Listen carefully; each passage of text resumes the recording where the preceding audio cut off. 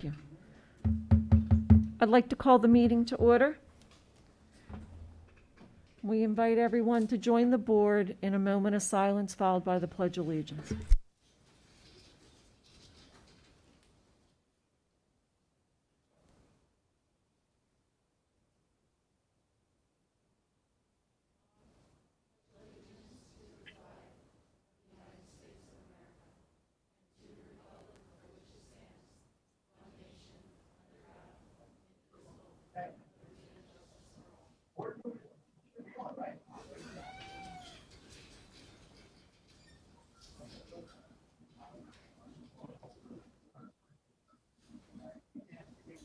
We just have a few announcements.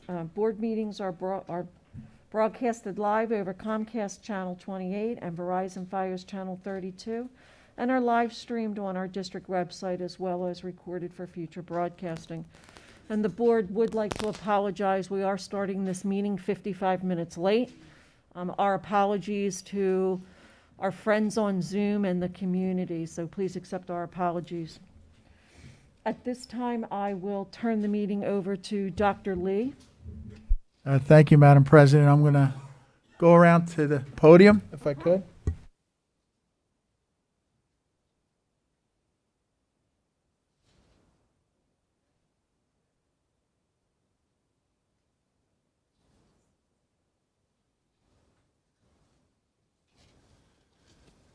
Good evening and welcome.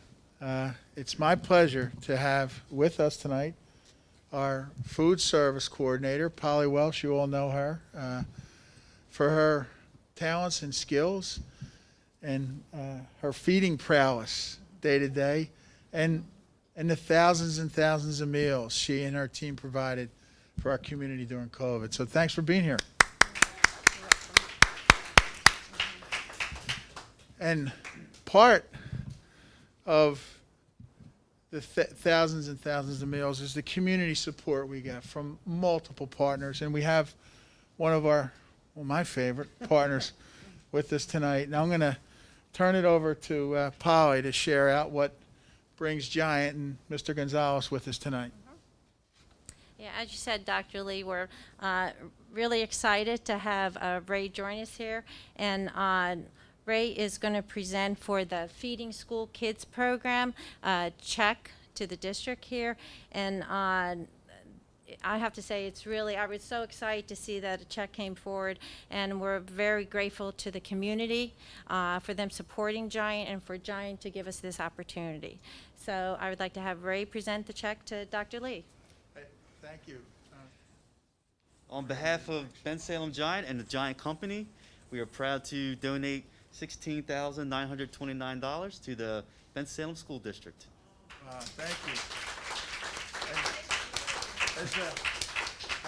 I guess I can take this, right?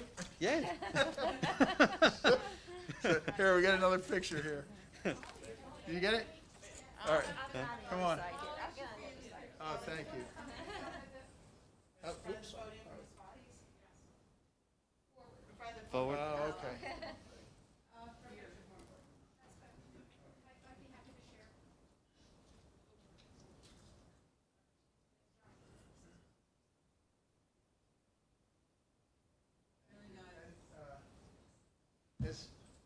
As a token of our gratitude and appreciation, please accept this certificate from the school district and the community. Thank you. Thank you.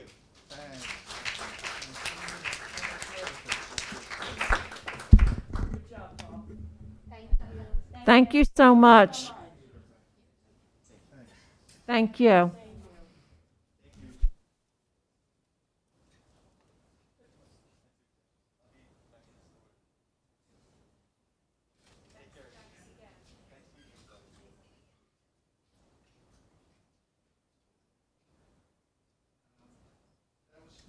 That was very exciting. Our first guest and visitor. Hopefully I can say post-COVID, right? We're almost there, right? It's with an incredible amount of gratitude and appreciation that I share out our 2020-21 Bensalem Township School District Employee Service Awards.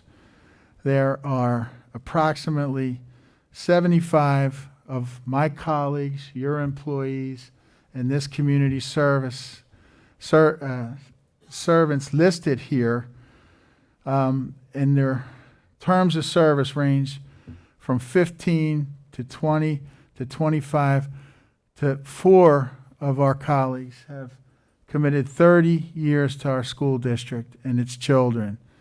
So congratulations on remarkable careers. Thank you for what is a representation of hundreds and hundreds of years of commitment to the children of Bensalem Township. So thank you very much. Your certificates are en route if they haven't already been delivered, and I can't wait to connect with you all, as I'm sure my colleagues feel the same way about congratulations and gratitude. So thank you.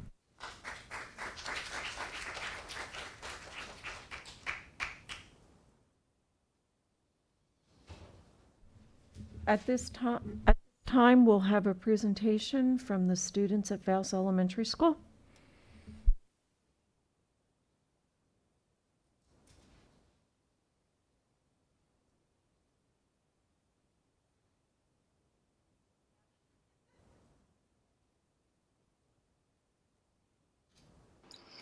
Good evening, Dr. Lee, members of the school board. For those of you who do not know, my name is Mr. Lou Cascio. I am the computer teacher at Samuel K. Faust Elementary. I'm also a computer teacher some days at Rush Elementary. And I'm also the K through 8 technology curriculum coordinator. Tonight, we are going to present our new live stream equipment. We have recently just purchased as a school here at Faust the live stream equipment that comes with a camera and the proper software and everything else. We now have the ability to live stream any event we have going on in the building right now. For instance, we will be doing 6th grade graduation. We'll be live streaming that. We're also going to try to live stream some of our field day, and it'll be available for anybody to watch on the on our Bensalem website. But what we also will be using this equipment for, and what you are going to see tonight, we're going to present to you, is we're going to show you a little test run for what our morning announcements are going to look like next year. To give you a little backdrop of how this all came about, is last year and previously we were doing announcements on the PA system. COVID-19 hit and we were all sent home. And we really wanted to keep, we thought it would be very important to keep our community together. And we felt that the announcements was always a good way to do that. We always could sit there and listen to them. So Miss Sowers came up with the idea, can we videotape these announcements to send out? So for the past year, I have been doing the announcements on video. And this is a good way to do the announcements because it also it ties in both our students in the building and also our students at home. So no one feels like they're left out in knowing what's going on at Faust. So we're going to take it one step further, and next year we are going to have our 6th graders actually produce, create, and deliver our morning announcements, our news that we always do every day.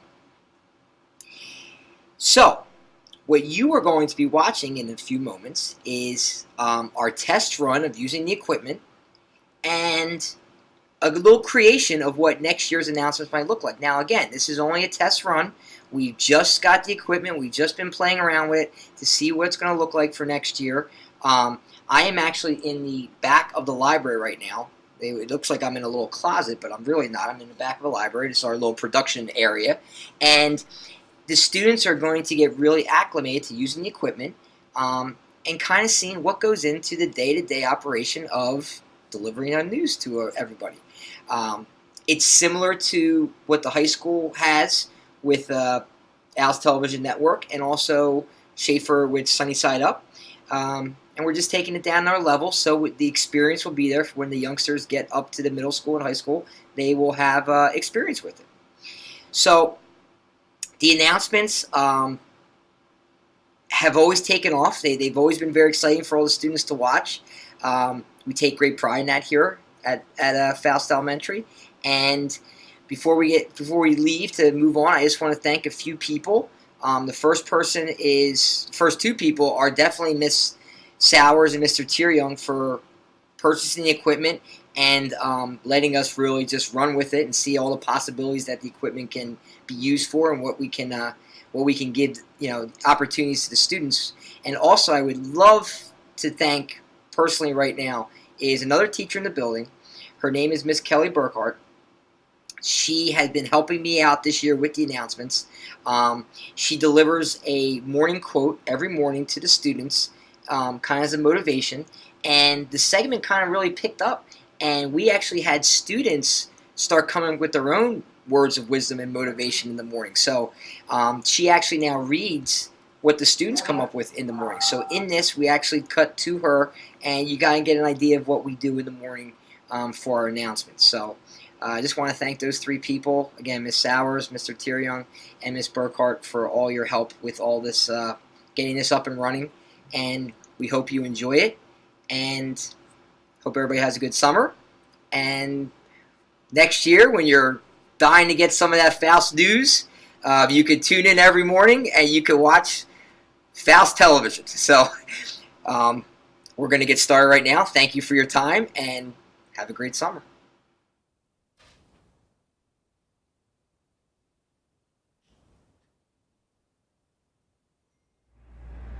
Hi, I'm Nora. And I'm Charlotte. Good morning, Faust Elementary. Happy Thursday, May 20th, 2021. The current temperature is 64 degrees and sunny. We will reach 82 degrees by dismissal time. Please rise for the pledge. I pledge allegiance to the flag of the United States of America and to the republic for which it stands, one nation, under God, indivisible, with liberty and justice for all. Please remain standing for a moment of silence.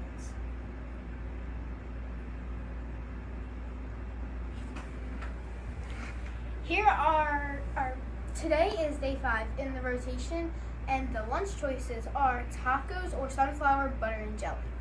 Here are our top stories. There is still time to submit your t-shirt design.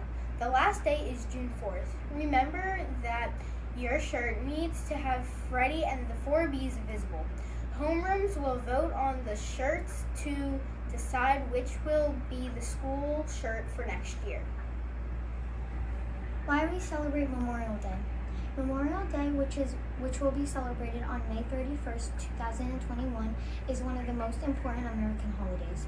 Observed annually on the last Monday of May. It honors the brave men and women of the U.S. Army, Navy, Marine Corps, National Guard, Air Force, and the Coast Guard who sacrificed their lives to defeat America's freedom. Meanwhile, Veterans Day, which will take place each year on November 11th, honors all veterans, living or dead, but mainly gives thanks to the living veterans who served their country honorably during the war and peacetime. Don't miss the Super Blood Moon eclipse on May 26th.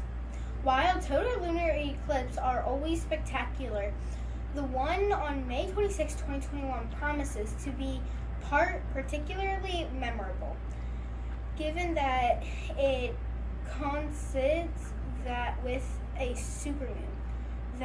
This means that the moon, which will be at perigee, or its closest distance to Earth, will appear about 7% larger and 15% brighter than a standard full moon. The eclipse will be most visible from the western parts of the Americas, Australia and New Zealand, and Eastern Asia.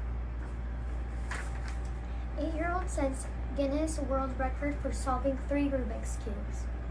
With just one correct answer out of 43 quintillion possible combinations, it is not surprising that most people spend days, if not months, trying to solve the Rubik's Cube. However, don't tell that to the speed cuber extraordinaire. Aldar Arbat, the 8-year-old from Bangalore, India, that just established a new Guinness World Record by solving 3 of the 3 and 3 rotating puzzles simultaneously in astonishing 1 minute and 29.97 seconds. Now, let's send it over to Miss Burkhardt for our quotes of the day. Good morning, Faust Elementary. Happy Thursday. It is me, Mrs. Burkhardt, here with your morning quote. And today we have a quote from Victoria Breen.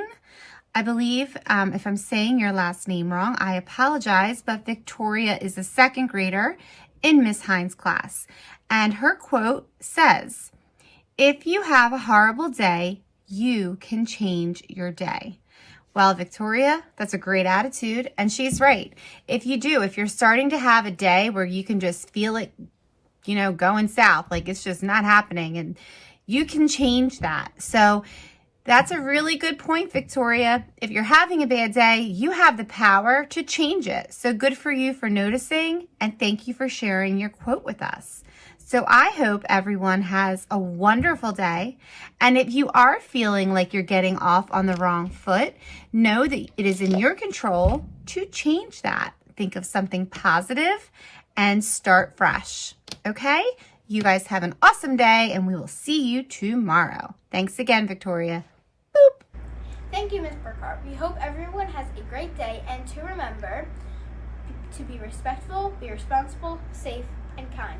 Bye, guys.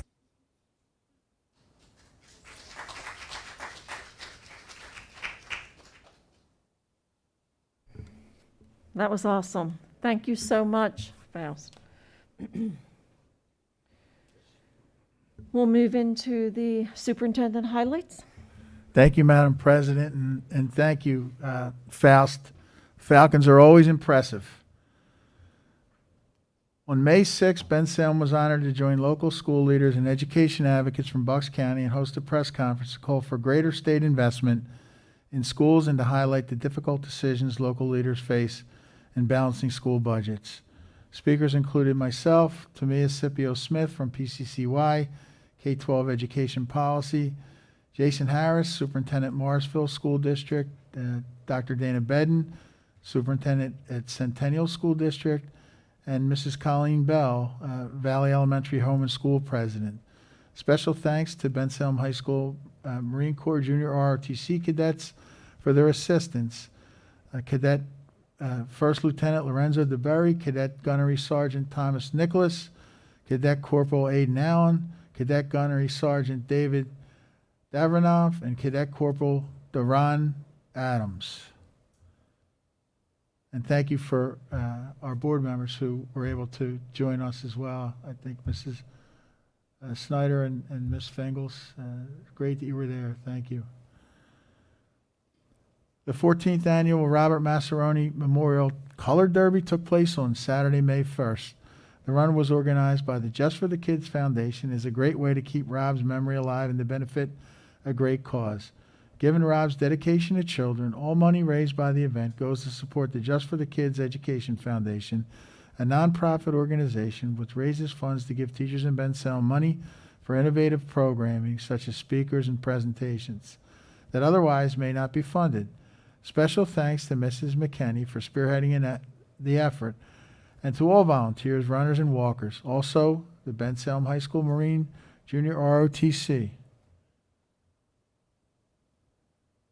Bensalem High School Marine Junior RTC dove into a new activity this year.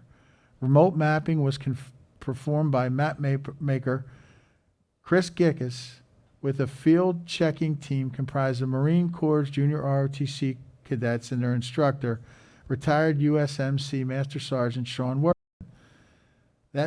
What made it even better was the process of creating their own map was all conducted remotely between the cadets and Chris, who lives in North Carolina. Chris made the extremely detailed map using feedback from the cadets. We're delighted to share that the Youth Mapping Program's Map of the Month for May 2021 featured Bensalem High School Marine J ROTC. Great job, cadets. Snyder's Courtyard is looking great with the addition of 10 new picnic tables to utilize as an outdoor classroom. Mr. Llewellyn applied for a Bensalem Education Foundation grant that provided the 2 tables, and Dr. Everett budgeted for 8 more in total. After taking about a week to assemble and drill holes for the umbrellas, with bases that were donated by a former parent, Mrs. Schwimmer. This beautiful area was ready. Mrs. Bravacqua wasted no time in being the first teacher to bring her ELA writing students outside. The students appeared to love the atmosphere as well. Rocky will absolutely miss this courtyard after 7 years at Snyder, but will love his new home at Valley. On Friday, May 14th, the Bensalem Township K-9 units performed an educational demonstration at Belmont Elementary for the Belmont Elementary Bulldogs. The students learned about the different types of K-9 dog responsibilities, the training involved, and the fun facts about Police K-9. A special thank you to Officer Shum, Officer Cowden, Officer Schwarting, Officer Bowie, Officer Chief, and Officer Asco. 6th grade Cornwellians are starting to get ready for middle school. 6th grade team and the Schaefer Middle School 7th grade team members have been meeting to discuss each child's progress and recommended courses for the soon-to-be 7th graders. The 6th grade Cornwellians also spent time doing a virtual tour and overview of the middle school on Zoom with the Schaefer staff. Students will have to have work to do as Cornwellians, and you can see in the photos they still love playing and having fun together at Cornwells, but they will soon be ready to transition to being Schaefer Sharks. Students in Mrs. Savage's 6th grade writing class have been using their experiences this year as motivation in their writing class. As a class, they have composed a collection of short stories, poems, and illustrations. Each class was able to create a book that includes their best pieces. The collection was sent off to a publisher, and a book was created. Each student received a copy as a remembrance of what they were able to overcome this past year. On Friday, May 14th, Rush Elementary 5th grade students completed their DARE program. Although the DARE graduation looked different this year, the students worked hard and learned so much about drug resistance and making healthy choices. Thank you to the Rush Elementary teachers, students, and especially Detective Oliveira and the Bensalem Police Department. Struble Elementary 4th grade students have been reading outside with book and a blanket. Each day for the past week for reading, students have been spending 30 minutes with the book in one hand and the sunshine above, getting lost in the book. Teachers Mrs. Cluseritis, Miss Selling, and Miss Rodriguez utilized the time to perform running records, testing, and book conferences with students. The 4th grade team continues to create a love of literature off-screen for their students. The students have shared how much they enjoy reading outdoors and how they feel relaxed, and they are able to enjoy reading their books. The Valley Courtyard recently received some updates thanks to the 6th grade students and head custodian Olga Kennedy. Miss Olga worked with a number of 6th grade dragons to add some brightness in the area in the form of landscaping and artwork. Thanks to Miss Olga, the PTO, and staff members, all 6th grade Valley students will be designing and painting a rock to commemorate their time spent at Valley, which will be placed in one of the gardens. The Valley Courtyard has been used more this year than in past years, and now with these updates, along with the fact you can even find Dexter hanging out in the courtyard, this has been a sorely sought-after space for lunches, reward activities, and even outside lessons. Bensalem residents, do you need to register your child? Due to school district closure through the end of 1920, families that need to register their children should contact, and I'm going to give you another website, madams@bensalemsd.org. If your last name begins with M through Z, please contact Christy Christopher at kchristopher@bensalemsd.org. Kindergarten registration ongoing. Some calendar notices and upcoming events at Bensalem High School. June 8th at 7 o'clock, Night of Champions. June 10th, 6:30, Senior Awards Night. June 15th, 7 o'clock Reflections. And of course, June 17th, 7 p.m. Commencement. That's all I have for you this evening, Madam President. Thank you, Dr. Lee.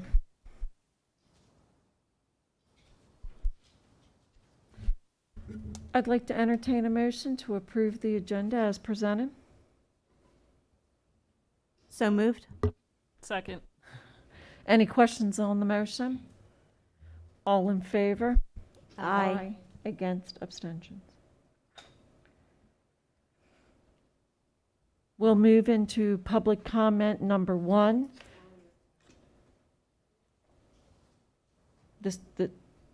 No, I was just saying there only is one public comment. Right. At this time, I'm going to call Mr. Palladoro in. Hello. Hello. We're not going to make you wait through this And I'm whole not going to be agenda, long. so I just want to make this pretty simple. May I remove the mask or I leave it on when I speak? I'll leave it on.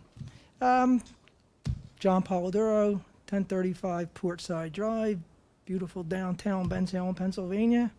My request this evening is to encourage the school board to add to next month's agenda a decision to vote on the upgrades and repairs to the pool at Schaefer or not to do it. We're going to be going into September, and there's a lot of people that are depending on that pool. If we do agree to make the decision, we can prepare accordingly. If you don't, we have to do something else. And to keep kicking this can down the road as much as we have, I'm just asking that this evening someone motion to put it on the agenda for next month. Make the decision whether we use some of the $5.4 million funds for the $250,000 repairs, complete repairs. That's up to you guys. Me, absolutely use it. As for HVAC, as it was discussed last meeting, there's air quality issues. This money is supposed to be for air quality. Make it for air quality. That's it. We've always had 2 pools. We've always had 2 pools. Whether the high school pool when it was 9 feet and we couldn't dive, now we have a competitive pool that we can dive and it's beautiful. It's a horrific idea to combine everything to that pool.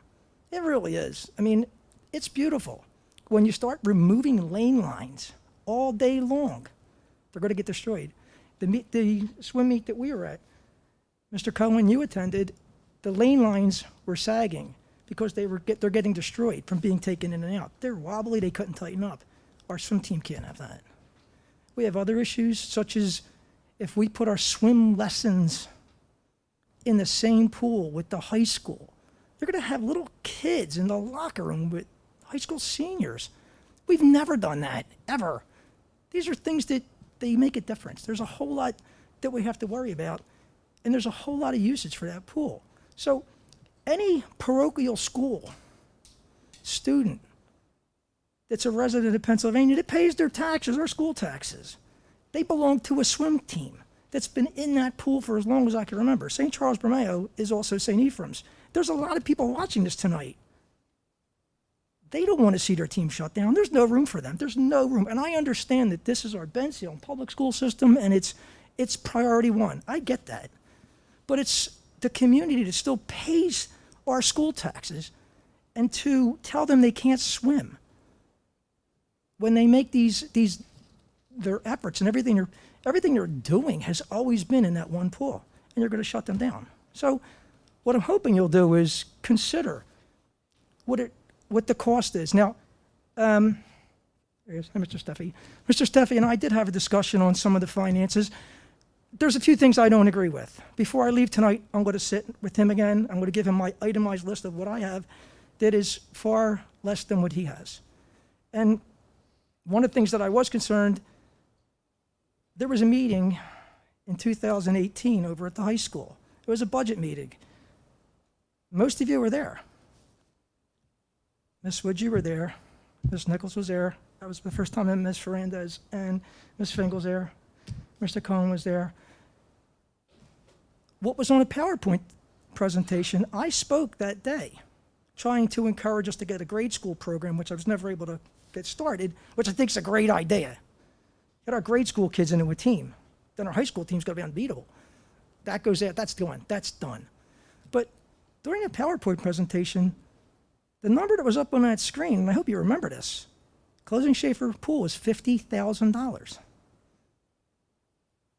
That's what was presented to you. I had nothing to do with that. I spoke about that. And my comments on the record even ask, we're talking about $50,000 for the community, for a pool that the community uses. We raised some of our rates. I think that number's lower. Again, that's a different discussion. But that number shouldn't have changed that dramatically. So what I'm asking is, tonight, make a decision to put the Schaefer Pool upgrades on the agenda for next month. You can battle that out yourselves. However you decide, that's the way it works. You guys are elected to do a job, whether it's something I'm in favor of or not. That's the way, that's fate. But we can't keep delaying this. There's so many people there's too many teams, so many kids dependent on this, and not to give us an answer is not fair. So hopefully when I leave, there's a conversation among the board, and someone on the board says, I motion to put it on the agenda for next month. I think that's how it works. And someone else says, I second it. I'm not asking for a vote, just to expedite this. Let's get it done. Let's make a decision, one way or the other. At least we know what we're doing. I have a question, Mr. Palladoro. The BAC swim team, how many kids are on the team? Last time we had 115. We were down to somewhere in the 90s, and now we're shut down. I may not get my team back. You guys, So back when you had the team, hypothetically, how many of those members were Bensalem residents oh out of God, the 115 or 90? 70, 80%. Yeah, we had and like I told you before, our Bensalem High School swim team, at the end of the season, they need a place to swim from March till September, October when they start up again. I get them. They're on my team. I come and watch them swim. Our coach, one of our coaches, was the head coach. Matt Hurst was the head coach for the BHS swim team. That's where that's what the swimmers do. That's what competitive swimmers do in this community. They swim for their schools, and when their schools shut down, there's nothing to do from March until the school year starts again, and then it's usually pushed back to October. And that's where this team is. That's the only reason I picked this team up, because these kids need a place to swim. I get nothing out of it. I get a lot of joy out of it. Don't get me wrong. I love watching these kids swim. They're great kids, good grades. No one gets in trouble, but this keeps them trained. This keeps them in top conditioning. I'm not gonna, if the Schaefer Pool closes, the swim lessons is incredibly important. I believe they're next in line after the high school team. The swim lessons is absolutely valuable. It's a life-saving thing. They're a fantastic organization. They give me little swimmers. I love them. But by the time they get done, they're 2.5 or 3 hour days, sometimes 4. After the high school team's out of the pool, there's no time. And as I said, I can't see mixing little children in and out of locker rooms running around. They're going to get sick. They're going to throw up. They're going to have problems. They're going to have a diaper in the pool, and you're going to have to shut it down, and your high school team's going to have to delay meets. There's also the high school swim meets. They're in the evening. Let's go to shut that program down until the meets are over. So there's a lot at stake for the community. And like I said, I know this is the school district, but that's been a community pool for a very, very long time. And anyone that's been here long enough knows the value of that pool. So what I'm asking everyone to do is, if tonight you could agree to put this on the agenda, I don't care, collect the information, anything you want. I have a lot of it. Go over it, make a decision, but for crying out loud, stop punting. Make a decision, yes or no, and then we can move forward. All right. Thank you. John, thanks for coming out. You have been a very impressive, tireless advocate for this cause. I have to. If everybody advocated for what they cared about as much as you advocate for this, we would surely be in deep trouble. Rachel, they're all good kids. I know And they are. I jumped in the pool with my clothes on to teach them to dive, and I have no business coaching them. I belong on the ice. I didn't belong out there with the kids, but I'll help. Thanks, everybody. I hope you do this. Wait, I just want to. Thank you. So the vote would have to come out of business. So you're asking that it go on the agenda for business, and then from there, two of the 3 board members who sit on business would have to request that it move to the agenda for the June meeting. Whatever the procedure I just wanted is. to clarify the process for the community.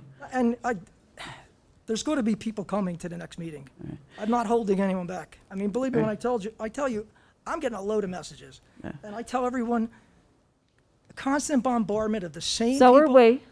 Yeah, but the thing is, what do you need, 25, 100 people to come up and say the same thing? No, that doesn't help anything. You already know it's at risk. You make the decision. I'm sure finance has a huge part to do with it. That's a big part of it. So I'm not on business. I mean, any board member can attend, but for example, there's only 3 board members who are on the business committee, and I suppose they control what goes on that agenda. So I would like to ask that those board members put that on the agenda for the next business meeting. It's no secret I'm in support of keeping the Schaefer Pool for various reasons, but I'm not on that committee, but I would like to ask that it be put on the agenda for, when is that, June 10th? No, 9th? 9th? June 9th. I'm in support of that. We can add that to the agenda.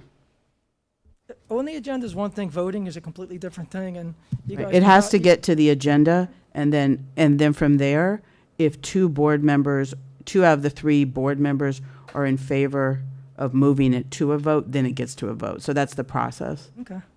Well, it's, If 2 of the 3 on the committee, not any 2 board members, it has to be 2 of the 3 board members on that committee have to be in favor of then moving it to a vote for the June meeting.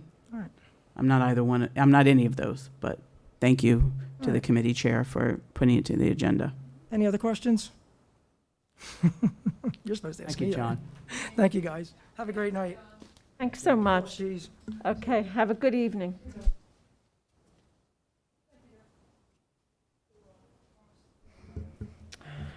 I'd like to entertain a motion to approve the following consent agenda items. Secretary minutes, I 1 through 6. Treasurer's reports, items J1. School board policy items M 1 through 7. Instructional affairs items N 1 through 9. Business affair items O 1 through 6 and 8 through 17. Personnel items P 1 through 3 and 5 through 12. So moved. Any questions on the motion? All in favor? Aye. Against, abstentions. Good. I'd like to entertain a motion to approve the revised BTSD Health and Safety Plan to reflect new recommendations from the Bucks County Department of Health. I would like to have conversation about it. We have to have a motion and a second. Wait a minute, before we go there, just to clarify, M6 was removed entirely from the agenda. We said we needed to make an announcement to that to the public, correct? It was supposed to be part of the consent agenda. It's about the facilities policy. And we said that we needed to make an announcement to the public that M6 was just being removed completely because the public agenda had it out there. I'm sorry about that. Yes, we did. Okay. And it was removed. Okay, just so Thank the you. public knows. Thank you. I'm sorry. So we need did we get a first and a second on the health and safety plan? So moved. Any questions on the motion?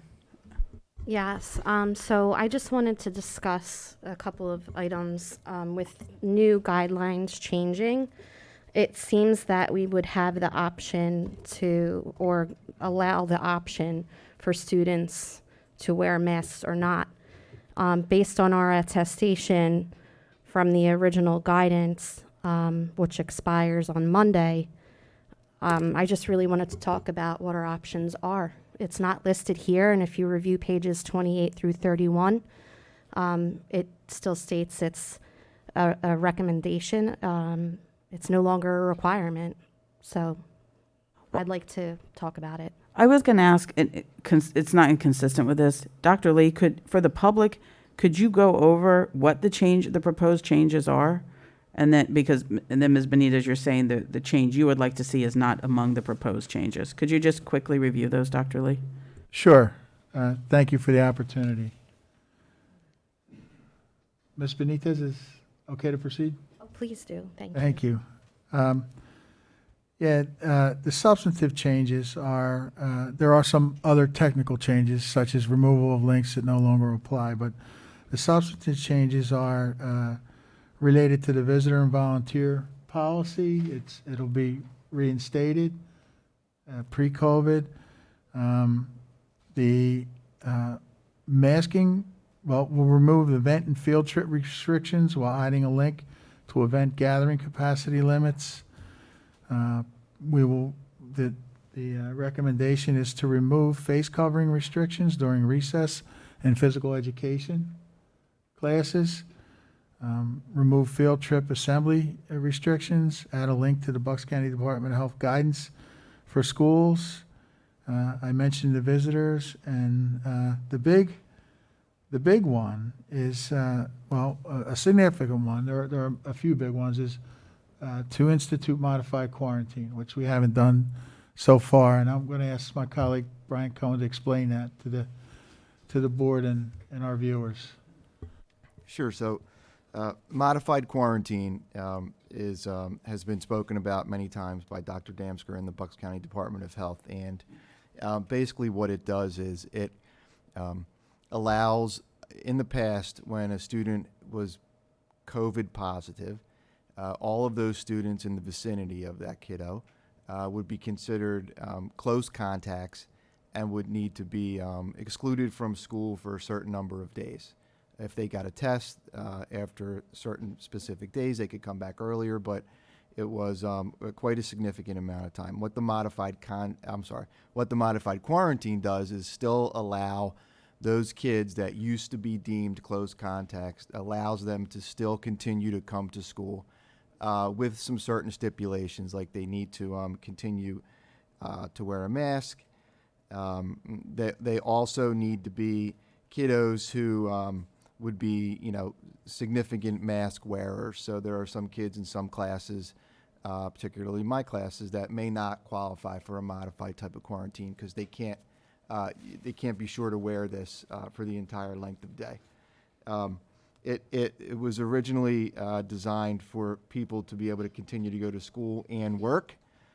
In the beginning, the board did not choose to go modified quarantine, but many school districts have kind of gone this way because the 3-foot social distancing, the mask wearing has really proven to be very positive and has really decreased the spread of COVID in the community. You can see really the Bensalem School District kiddos and teachers, staff, family have really done a good job of helping to mitigate the spread of this, and so we think this is like the next step. There are 15 days of school remaining, and we'd like to try to keep kids in school as much as we can while mitigating the spread, and this kind of does that for us. You can't do, if sports teams were still around, you can't wrestle if you're considered a modified quarantine or whatever a spring sport would be. It's simply to go to school and then return home. Thank you, Mr. Cohen. Come Monday, there's a whole new series of, less COVID mitigation efforts that are before us. And our recommendations tonight do not accommodate all of those recommendations from CDC and PA Department of Health. And one is the masking order inside. It's our recommendation, and this is supported by Dr. Damsker and is aligned with every other educational entity, public educational entity in Bucks County, that we not change our indoor mitigation efforts related to masks and face coverings because, people may not be vaccinated, and we don't know who is and who isn't. In the interest of maintenance of safety, and we're doing great. Brian mentioned it. I think we've gone a whole week without a Bensalem COVID case, almost a week, if not close, right? It's great. And also on Tuesday, or come Monday, Tuesday for us when we return to school after the holiday, we are not required, and you mentioned this, Ms. Benitez, too, We no longer have attestation requirements that went into effect in November. No one has to report COVID positives to us, but if they do, we will track them as we have, at least till the end of the year. But I can share with you and share with the community that there's a good chance that those numbers we track and post on our website will not be accurate. There would be no 14-day rolling count. Right, that goes away with the attestation requirements, and there will be no requirements to consider closing related to COVID. Thank you for your time. So, Thank you. I want to continue the conversation. Our reopening health and safety plan lists action steps under the yellow phase. We are no longer in the yellow phase. The governor announced today that we're at the 70% mark for vaccinations. The CDC says that we have the option to wear a mask. It is not required. It is recommended if you are not vaccinated. We don't have anything in our action steps under our green phase, and we're ignoring the fact that we haven't changed this since July of 2020. It is now May 2021. It's been almost a year, and I would like to have a serious conversation about how we can move forward. When? Like what, not when, for what period of time? We've been following guidelines all along. Why aren't we doing it now? Why aren't we following the current recommendations? Why aren't we going with, what they're saying we can do? I mean, I don't know. You've got 15 school days left. Most of the students haven't been vaccinated. You take off the masks. You're not keeping track. It's just like, let's just end the school year. Let's get through it. And then like September, I think that they're pretty sure that by September, younger kids, all of our school age children will be able to be vaccinated. And at that point in time, if everybody's had sufficient opportunity, hell yeah, take the masks off. They're horrible. I hate them, but they're also scientifically proven to keep us safer. So I mean, I just think let's just finish the year. I mean, I'm going to vote no tonight to this because for different reasons, but I just think let's just finish the year. Let's just get through it. We're 15 days away. There's no reason to rock the boat now. Dr. Lisa, you're saying after what date will the health department no longer be reporting COVID positives to us? Monday, actually, but we're not in session on Monday. It's Memorial Day. So, because we know we have had incidents that happened in one of my daughter's classes a couple of weeks ago of a parent sending their child to school COVID positive. They shouldn't do that. They shouldn't have, but the child had a rapid test. It was positive. Then the parent waited to got a longer acting test. It was also positive, but the child came to school, correct, from the rapid test, which was positive. So, and then of course, when we found out about it with the longer result test. I'm sorry, I don't know the name for that. So if the health department's not telling us, we'd be in that position. Maybe we'd be in that position anyway. I don't know. Maybe, but I want to give a shout out to our community and families. A vast majority of the time, when we were notified of COVID positive, they came from our families. Oh, absolutely. So we almost always were days ahead of the health department. So no, and I understand that. We rely on that now still, but we not had a requirement. Absolutely. I'm not trying to suggest that the whole community was doing that, but I know there was one incident in my daughter's class. There was another incident like that at an elementary school as well, where people knew, and we've had a number of more than one occasion of parents sending kids in while the parents themselves were being tested, and they sent their kids in anyway. But we don't have any control over that. I mean, No, I'm just asking. So now if we don't have the health department notifications, we might have positive parents sending their kids to school anyway with no masks, I guess, in the scenario. I'm trying to think through Mrs. Benitez's request. I just want to point out, under the yellow phase, again, I'm going to read this verbatim. The following steps will take effect only if the statewide requirement to wear face coverings is lifted. Required, allowing any individual to elect to wear a clear face shield or face mask if they so choose. Well, we're at that fork in the road. Aren't the rules right now, if you're vaccinated, this can go away inside? I'm Correct. going to, why I would love to be able to teach without this thing on my face, especially when it's as warm as it is. As far as a teacher perspective, I am not going to be able to keep track of who is and who isn't, and I'm not allowed to ask them as a teacher. So if we were to follow that rule, I would want to know how a teacher, because we can't be sending students down to the office every time they say, well, I got vaccinated.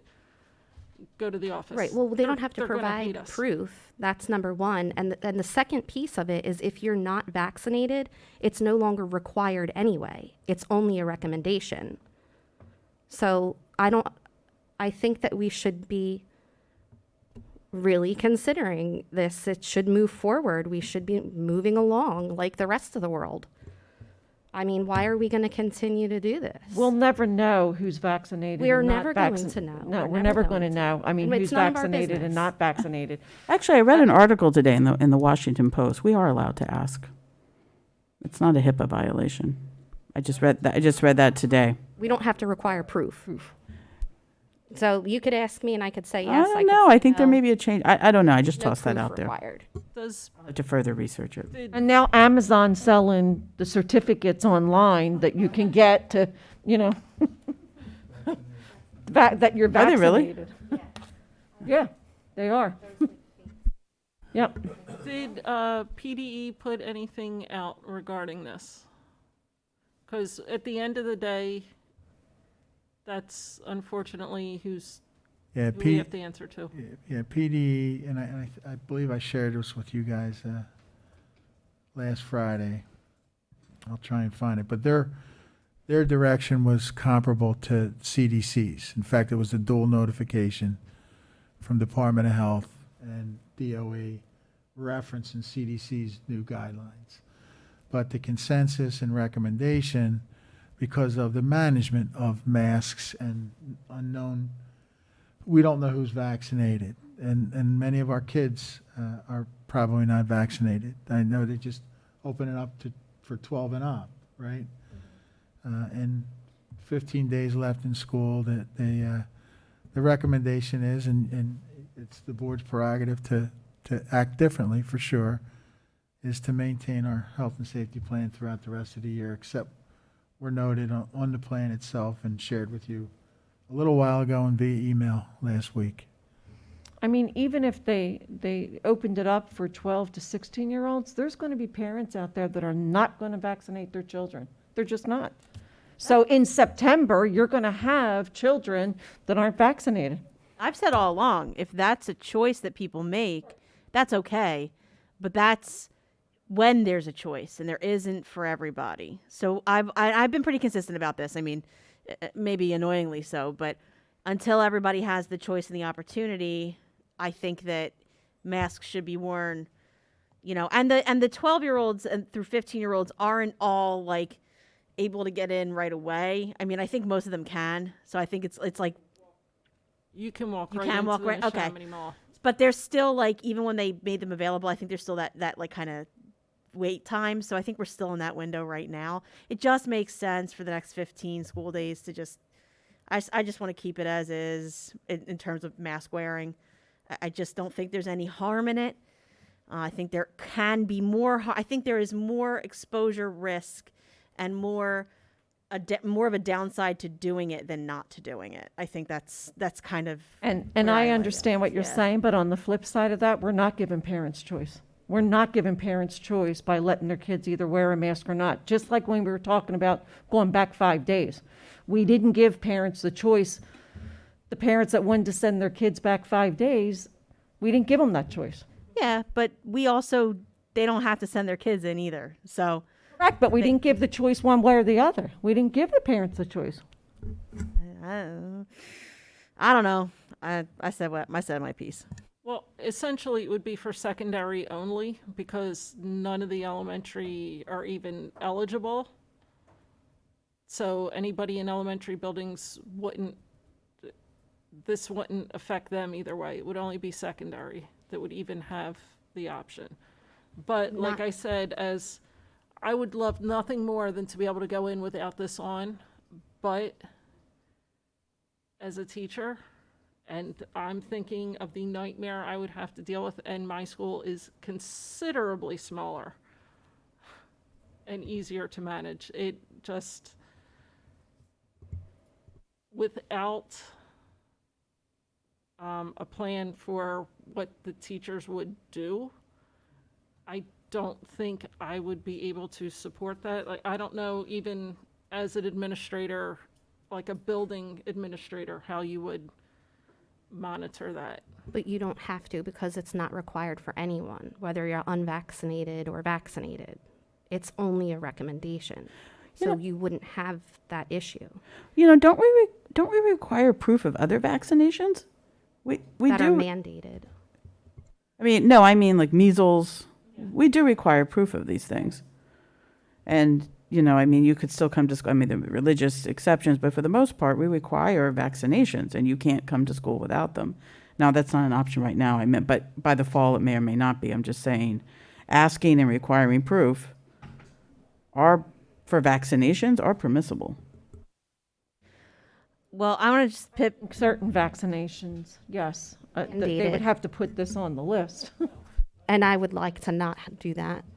Well, I don't know. I'm just talking about. I Go there. agree. I agree with you. I'm but, just I mean, talking about legally. I'm concerned about the notion that we can't ask about vaccinations because we can. And I don't know what the legislature may or may not do with including this vaccination on the list. I have no As idea. it stands, what they'll do is not add it. That's what I would imagine. That's So probably true. Yeah. Right. Sorry, go ahead. I just wanted to talk about the proposed changes. I'm not in total. I don't disagree with all of them. I disagree with some of them. But I want to voice my actual concern with them is that we have a field day tomorrow, and there are extra kids coming into that field day who have been home so they could be part of field day. We're now telling the kids they don't have to wear masks, but we haven't let the parents know. And today was not enough notice for that.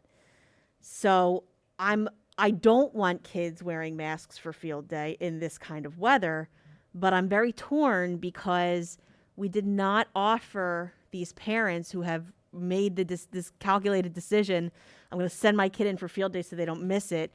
We haven't given them enough time to reassess. So now they're going to be left with sending their kids in thinking they're going to be masked, but they're not. They're not going to have to be, or maybe those kids will be. The point here is there was not enough notice given. And in this kind of a situation where, yeah, we put it on the agenda on Friday, this is worth an email.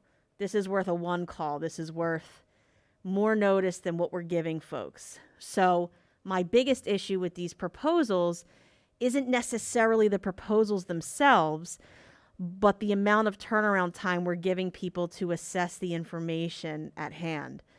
And I think that's again, comes back to communication, comes back to how are we handling these big topics? What kind of information do our parents get and how much time do they have to process it? So that I just wanted to say that's why I'll be voting no to these proposals.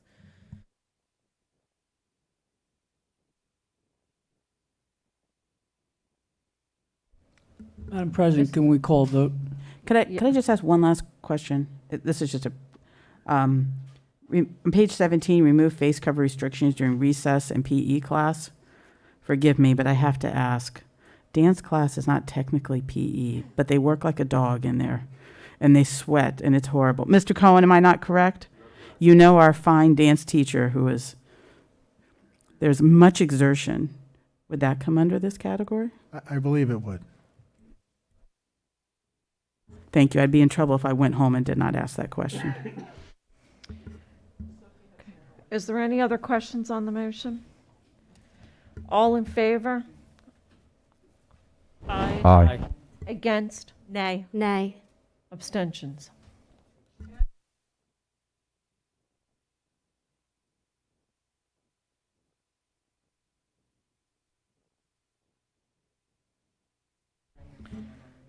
At this time, we'll move into the solicitor's report. Thank you. And the first motion, asking for a motion to approve a release and settlement agreement with employee D that was reviewed in executive session. So moved. Second? Any questions on the motion? In favor? Aye. Aye. Against, abstentions? Second, we have a motion to approve a settlement agreement and release by and between the Bensalem Township School District and the parents of student C, 2020-2021 school year, for extended school year services as reviewed with the board in executive session. So moved? Second. Any questions on the motion? All in favor? Aye. Against, abstentions? And finally, we're asking for a motion to approve the settlement agreement and release by and between the Bensalem Township School District and the parents of student D, 2020-2021 school year, for speech and languages services as reviewed with the board in executive session. So moved. Second? Any questions on the motion? All in favor? Aye. Against, abstentions?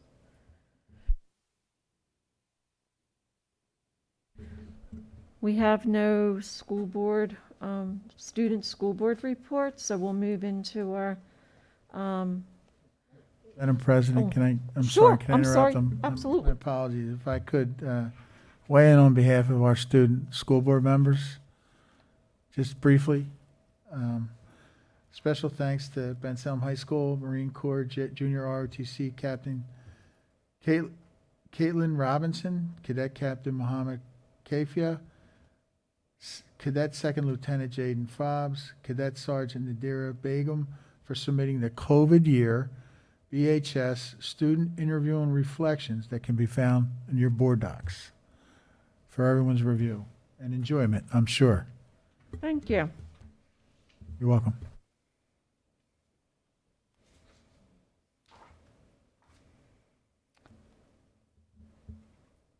Instructional affairs, Mrs. Nicholas? Everything is posted for the report. Thank you. Business affairs, Ms. Woods?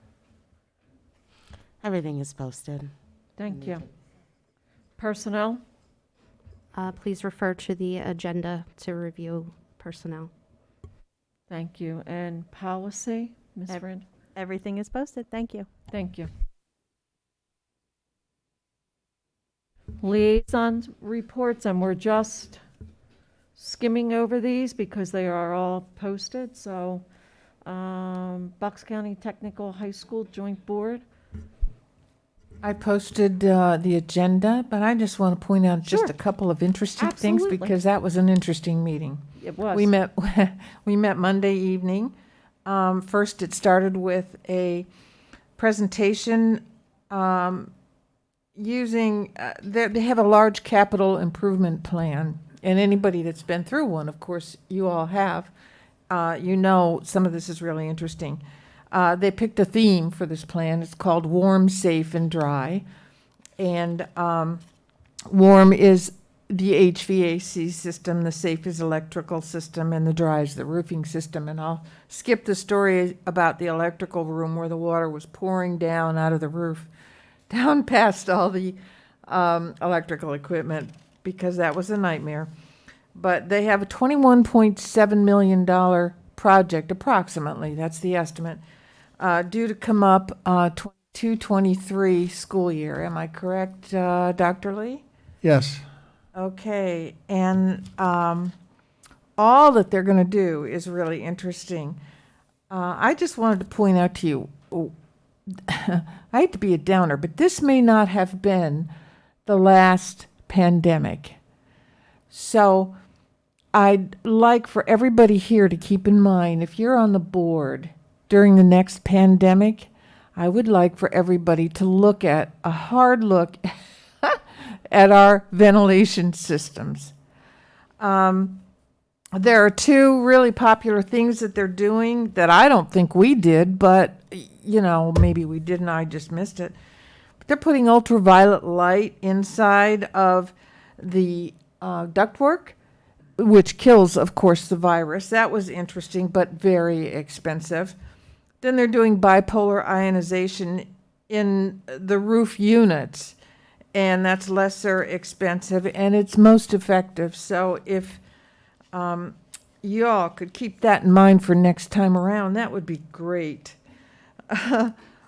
There is money for our commitment to this project, but last night's vote by the board was not committing any school district to any kind of money.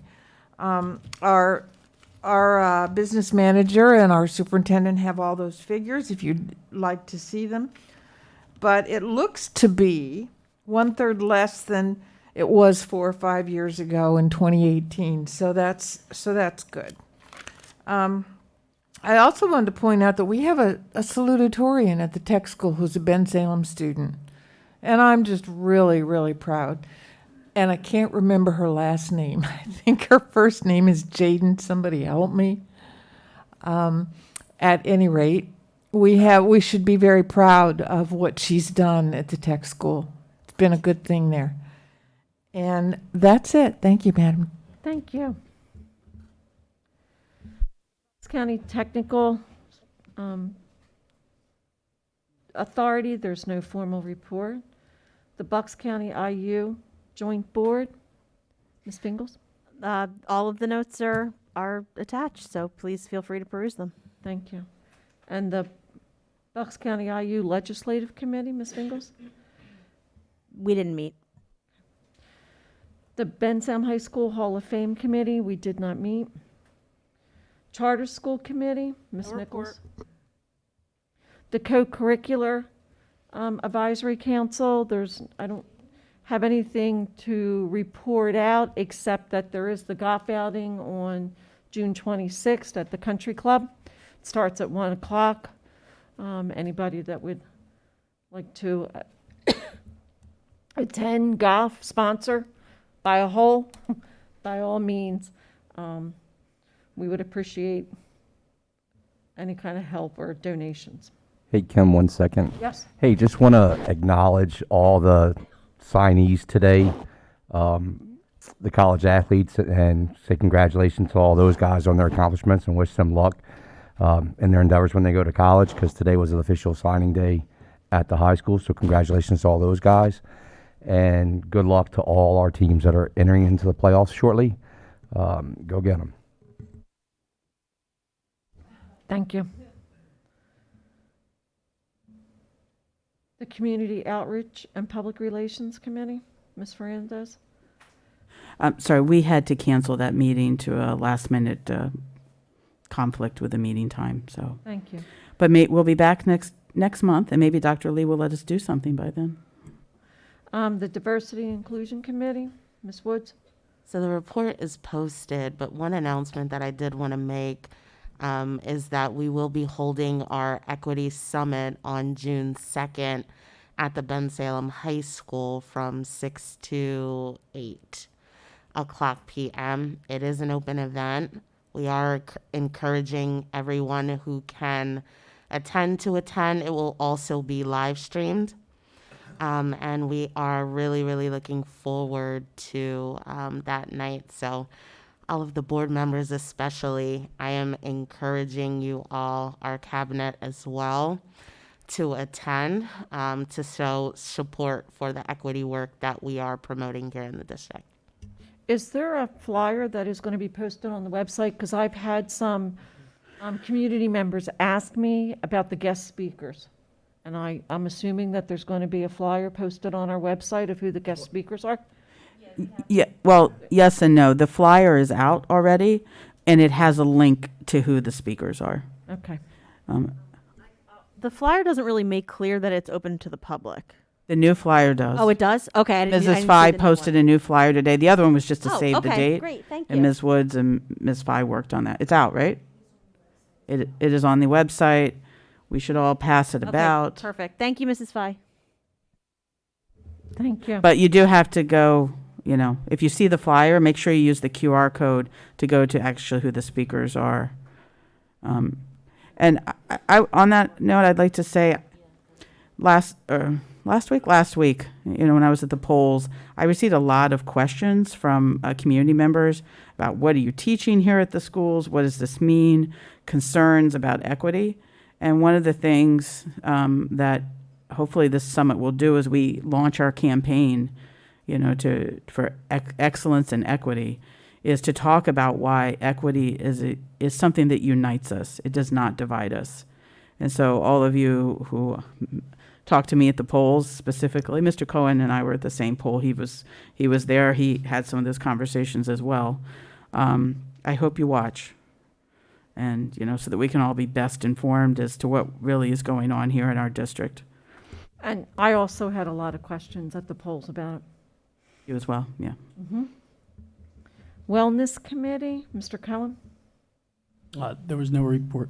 Thank you. They meet next year. Ben Salem Education Foundation Committee? Yeah, we met yesterday, a couple brief things. The EITC program, we spent money for OTN. The equipment is coming in. Great shout out to CJ Mills and his team. Amazing work that they're doing over there at OTN. Just wanted to say about Facebook birthdays. My birthday's June 8th, and I posted it on Facebook, and we're receiving money for that. And anybody who would like to get involved, just the easiest thing to do with the foundation is like our page and contribute on your birthday. It'd be great. It's an easy way to you should do it just for the kids too. It's an easy way, to raise money. And the Owl Walk, the bricks are starting to be put in again for the second phase, and we are on sale now, thanks to John Matthew and his team. And we donated from the Art Preservation Fund. Jeanette Schilling, she did most of the work for the project for the high school, and we're donating $800 to the art department. And also our outdoor chemistry lab, some of the stuff is coming in. Mr. Sturman is working on that, and we're going to have an outdoor chemistry lab. And that's my report. Thank you. Just for the Kids Foundation? I don't have a report, but Mr. Cohen does for okay. us.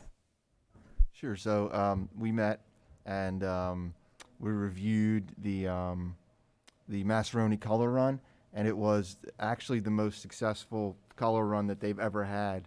So I'm not sure if people were just thrilled to get outside and post-COVID era and whatnot. And Mr. Douglas also reviewed the applications for teachers that'll be going out soon, and he's looking to be able to provide a little more than the $500 because obviously during COVID they didn't really hand out much, so he's looking forward to that.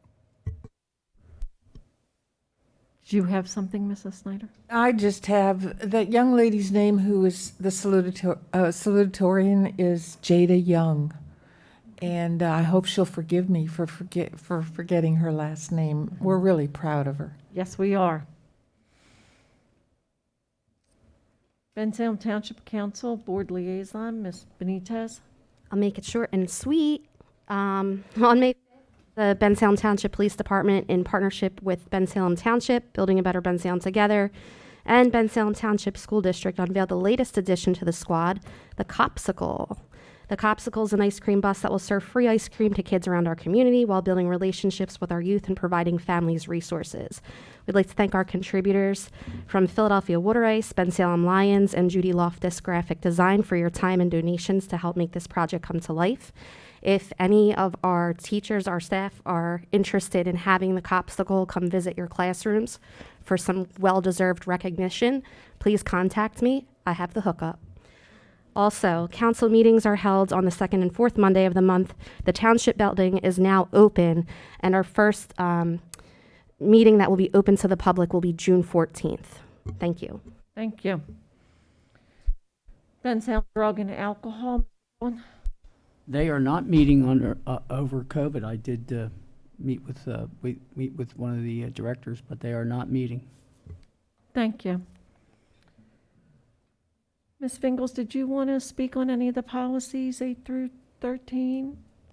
No, I Okay. think they were part of the consent agenda, but thank you so much for asking. Mhm.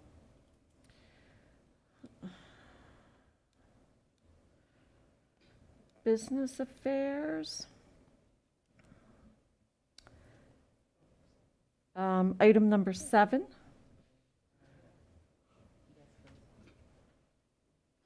We're having technical difficulties, so I'm going to fill in for. Okay, I'm sorry. Make a motion to approve the 2021-2022 Bucks County Technical High School budget.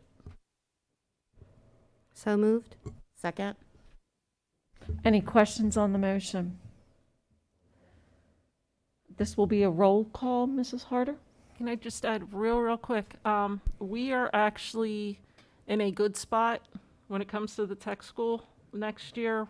Our budget did not go up, but then again, we paid a lot more last year, so we're catching up. But we were once again in a good spot with this. Okay, thank you. Ms. Woods? Aye. Mrs. Nicholas? Aye. Mrs. Ferrandos? Aye. Mr. Price? Aye. Mrs. Snyder? Aye. Mr. Cohen? Aye. Ms. Fingles? Aye. Ms. Benitez? Aye. And Mrs. Rivera? Aye. Motion carries. Thank you. Thank you. Can I interrupt for just a second? We skipped over instructional affairs because we didn't need to address it, but I just wanted to recognize this new club that we just approved tonight is so cool.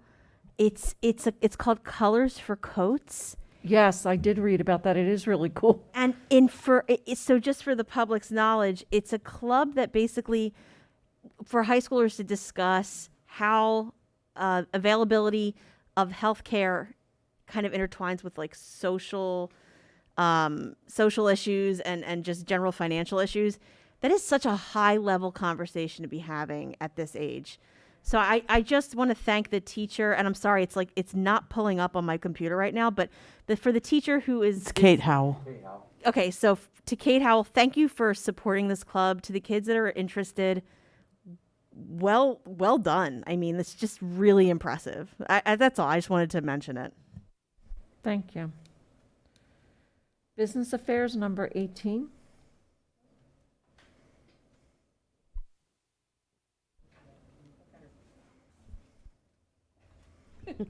Motion to approve a request for a waiver of all fees for a facility rental from the Bensalem Township Police Department on June 6, 2021. So moved. Second. Any questions on the motion? All in favor? Aye. Against, abstentions.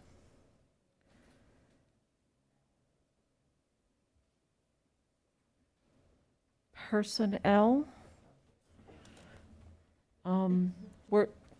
Are we not doing number 4, or we are doing number 4? Okay. No, she actually took it out, which I was surprised. I thought she took it out. She did so we take it got out, which I thought it was going to be back in. So that's the reason I was like, Just motion and approve P4. Yep. yeah. Motion to approve classification changes. Second. Any questions on the motion? All in favor? Aye. Against, abstentions?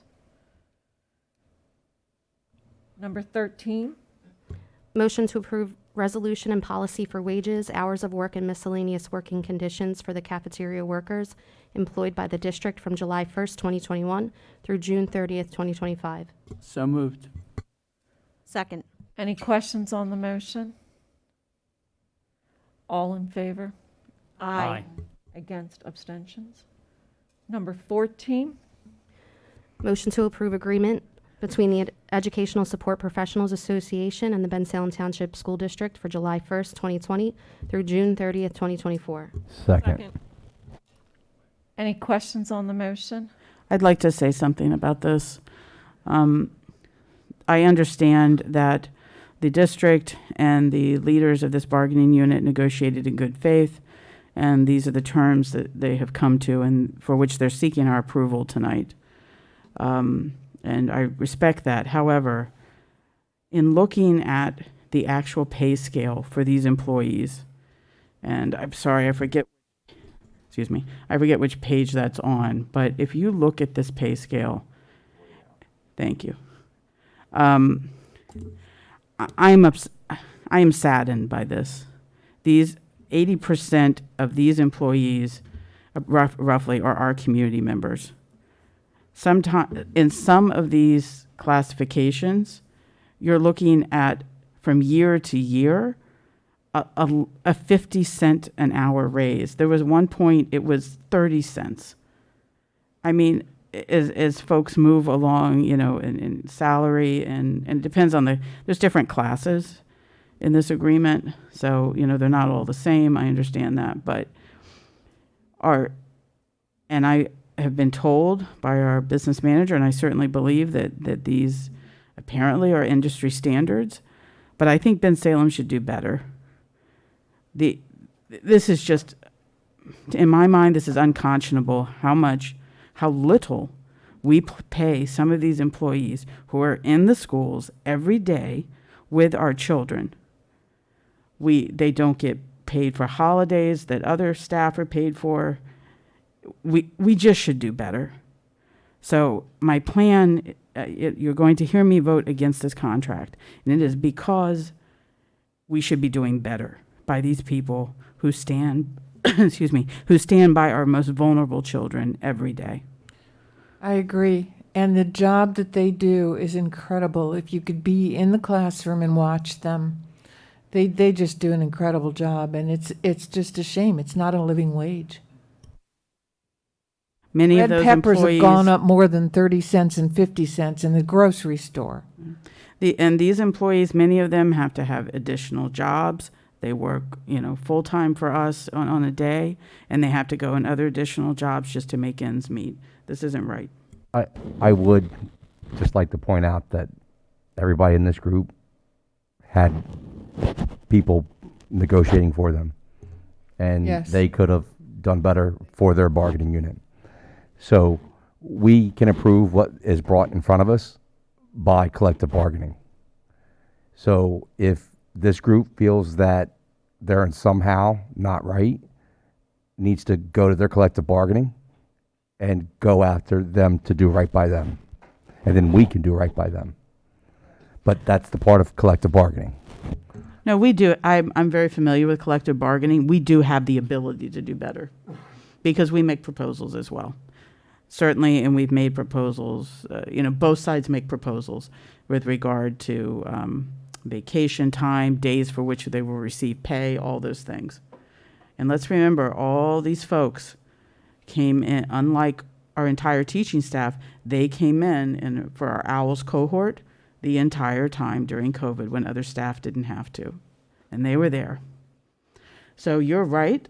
Maybe they should have asked for more, but we can still do better. It is not impermissible for us to make better proposals.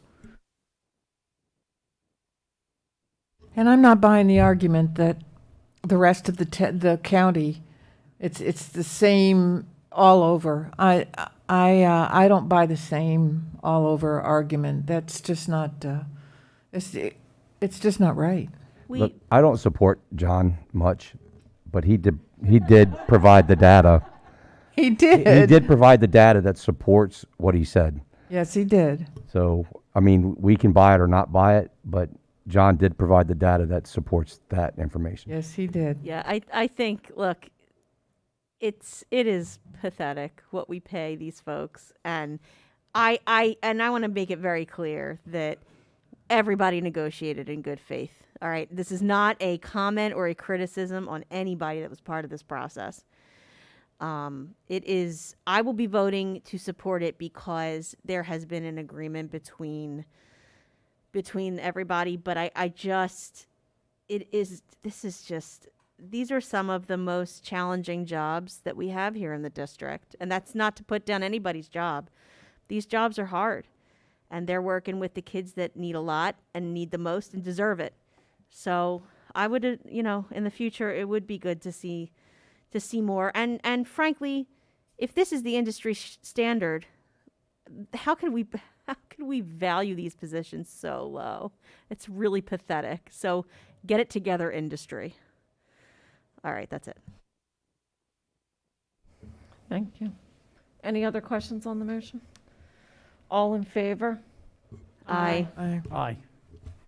Abstentions? Aye. I have an immediate family member that's in this bargaining unit. Do I get my nay? You forgot nays. I'm going to say nays. Nays. Give me a second. Let me finish what I'm saying. Nays. Nay.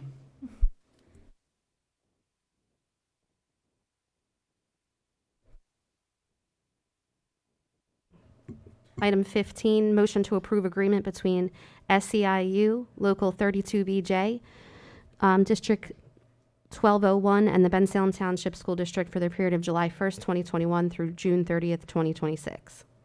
So moved.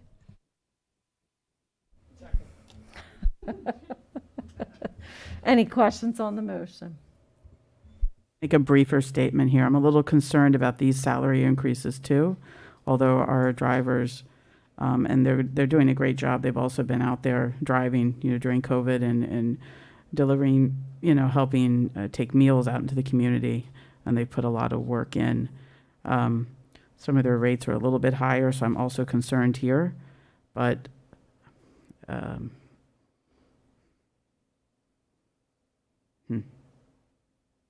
I still think there's concerns here as well.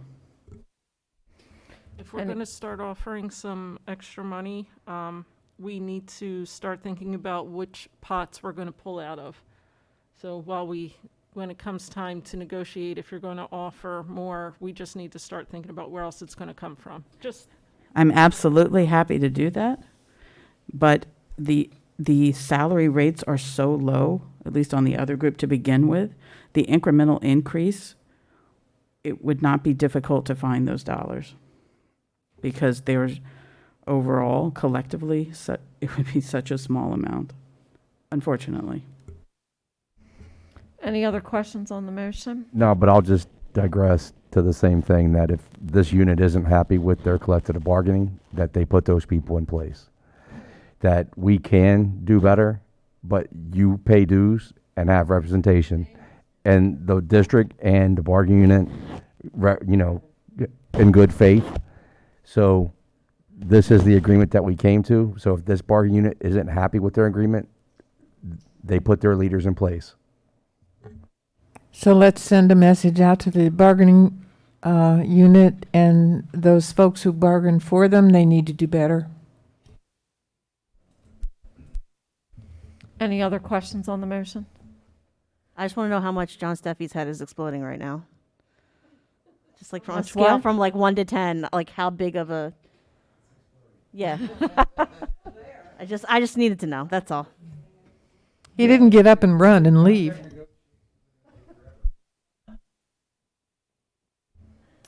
Any other questions? All in favor? Aye. Aye. Aye. Nay? Abstentions? Aye. I have a immediate family member that's a driver.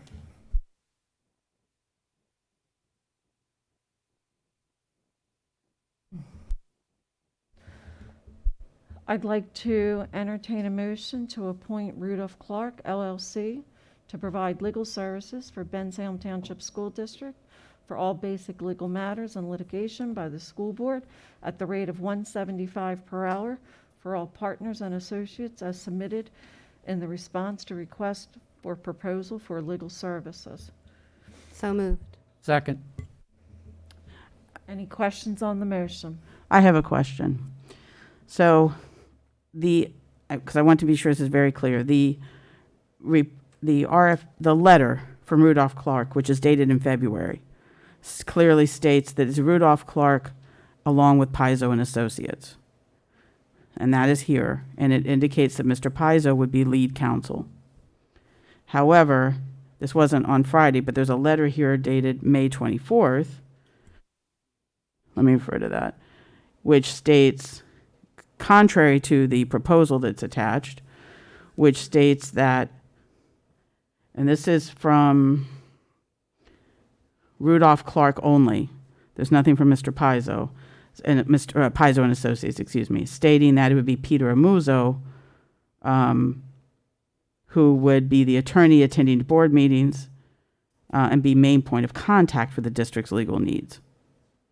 So the way I'm reading this, that means that Rudolph Clark and Pizzo and Associates remained as the applicants, but there is a letter only from Rudolph Clark saying that Mr. Amuzzo would attend the meetings. This does not state that Mr. Pizzo would not be lead. It does not state that Pizzo and Associates would no longer be part of the request.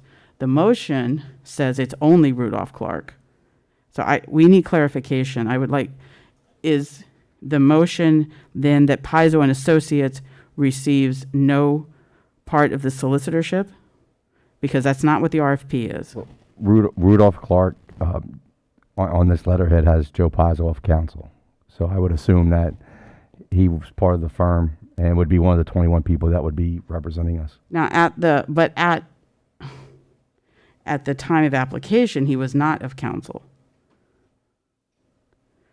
The application went so, but now he's back in, I believe in the original one, he was not on the letterhead, and now he's back in. I think he was on the letterhead back then.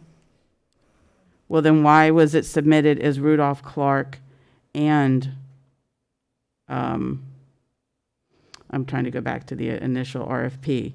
It was submitted as two distinct firms at that time. And if you look on the front, it is as, if page 1 of the original proposal in February says Michael Clark, managing partner, Rudolph Clark, and Joe Pizzo, managing partner of Joe Pizzo and Associates. And, oh no, February 3rd, 2021, Mr. Pizzo was not of counsel at that point. I'm looking at the letterhead. Now, all of a sudden, he's back of counsel, and the letter says Rudolph Clark. I'm going to ask, listed in the RFP.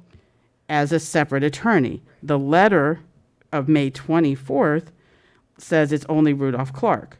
So if you're looking at the original proposal, it's confusing, right? So now he's back being a member of Rudolph Clark, whereas when they made application, he was not.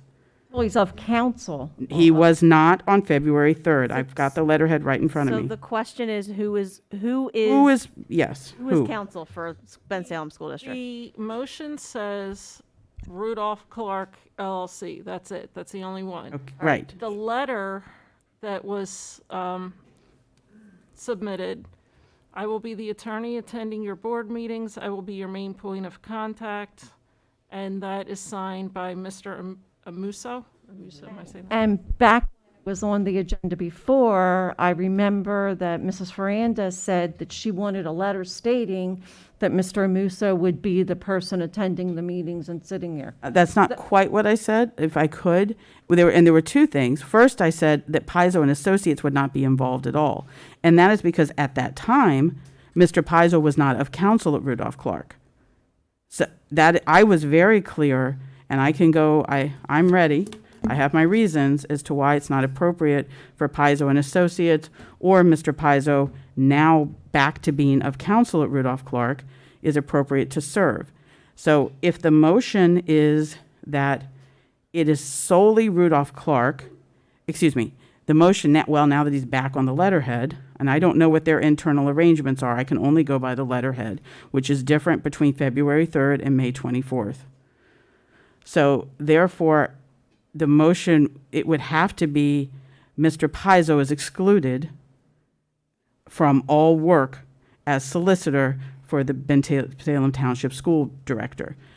So that letter that I requested, indeed, but that was only because he was not of counsel at Rudolph Clark in February when we received the proposal. Well, to me, this letterhead shows that any of these attorneys could be sitting at this table. That's precisely the problem. And now Mr. Pizzo is on that letterhead where he was not previously. That is indeed the problem. You're correct. Can we call a vote? The problem is. No, we got to discuss this. No, So the vote is unclear. Because Well, the vote's not unclear. We would be making a motion for Rudolph Clark LLC. Joe Pizzo is a part of that. Right. So the issue is is Joe Pizzo going to be ethically firewalled from Ben Salem Township School District dealings? That's the term of art. That's what it's called. When you firewall an attorney at a firm, what that means is he or she is not allowed to participate or have any knowledge whatsoever of the legal goings-on in places where there may be conflict. I don't think there's any conflict. I don't think there would be. All right, well, we I can think go the through that. Pennsylvania Bar Association would disagree with that. And I don't really want to go there. So what I'm asking is, would it be possible to firewall him? And can we get that on the record? Well, we would have to make amendment to the motion. Right. But since we're still in discussion, If no one understands why there's a conflict, I'm prepared. Let's go through this whole process of choosing solicitor.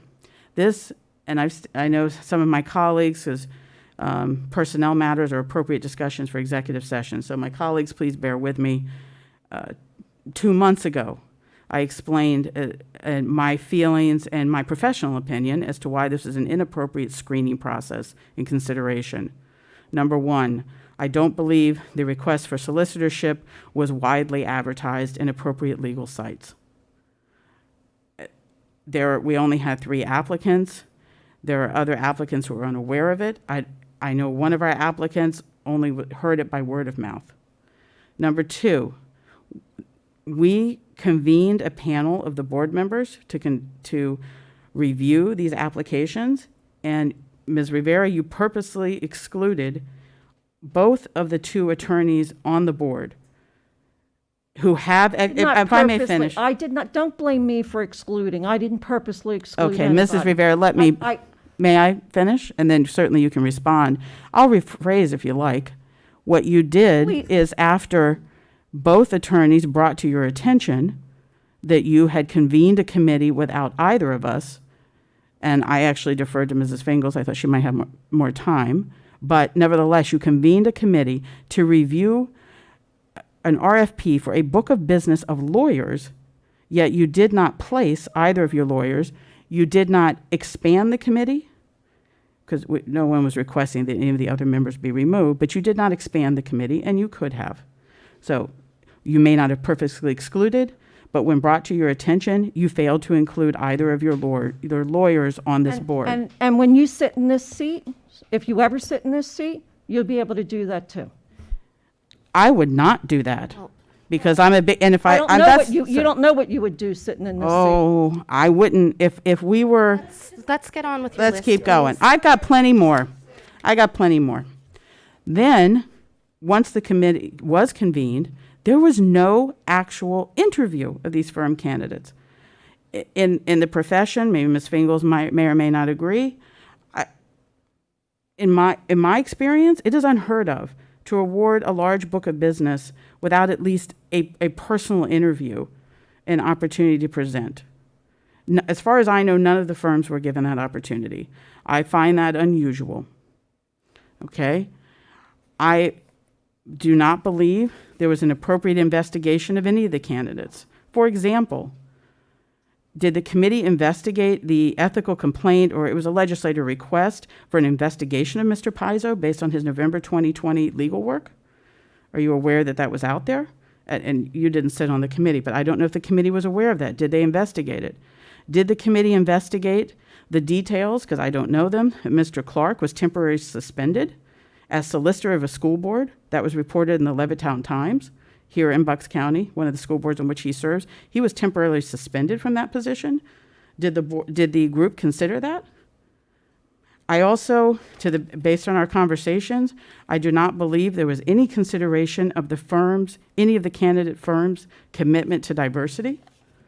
That is, in these days in legal circles, one of the things, is particularly large firms, but one of the things firms are rated on it's a metric of what is your commitment to diversity.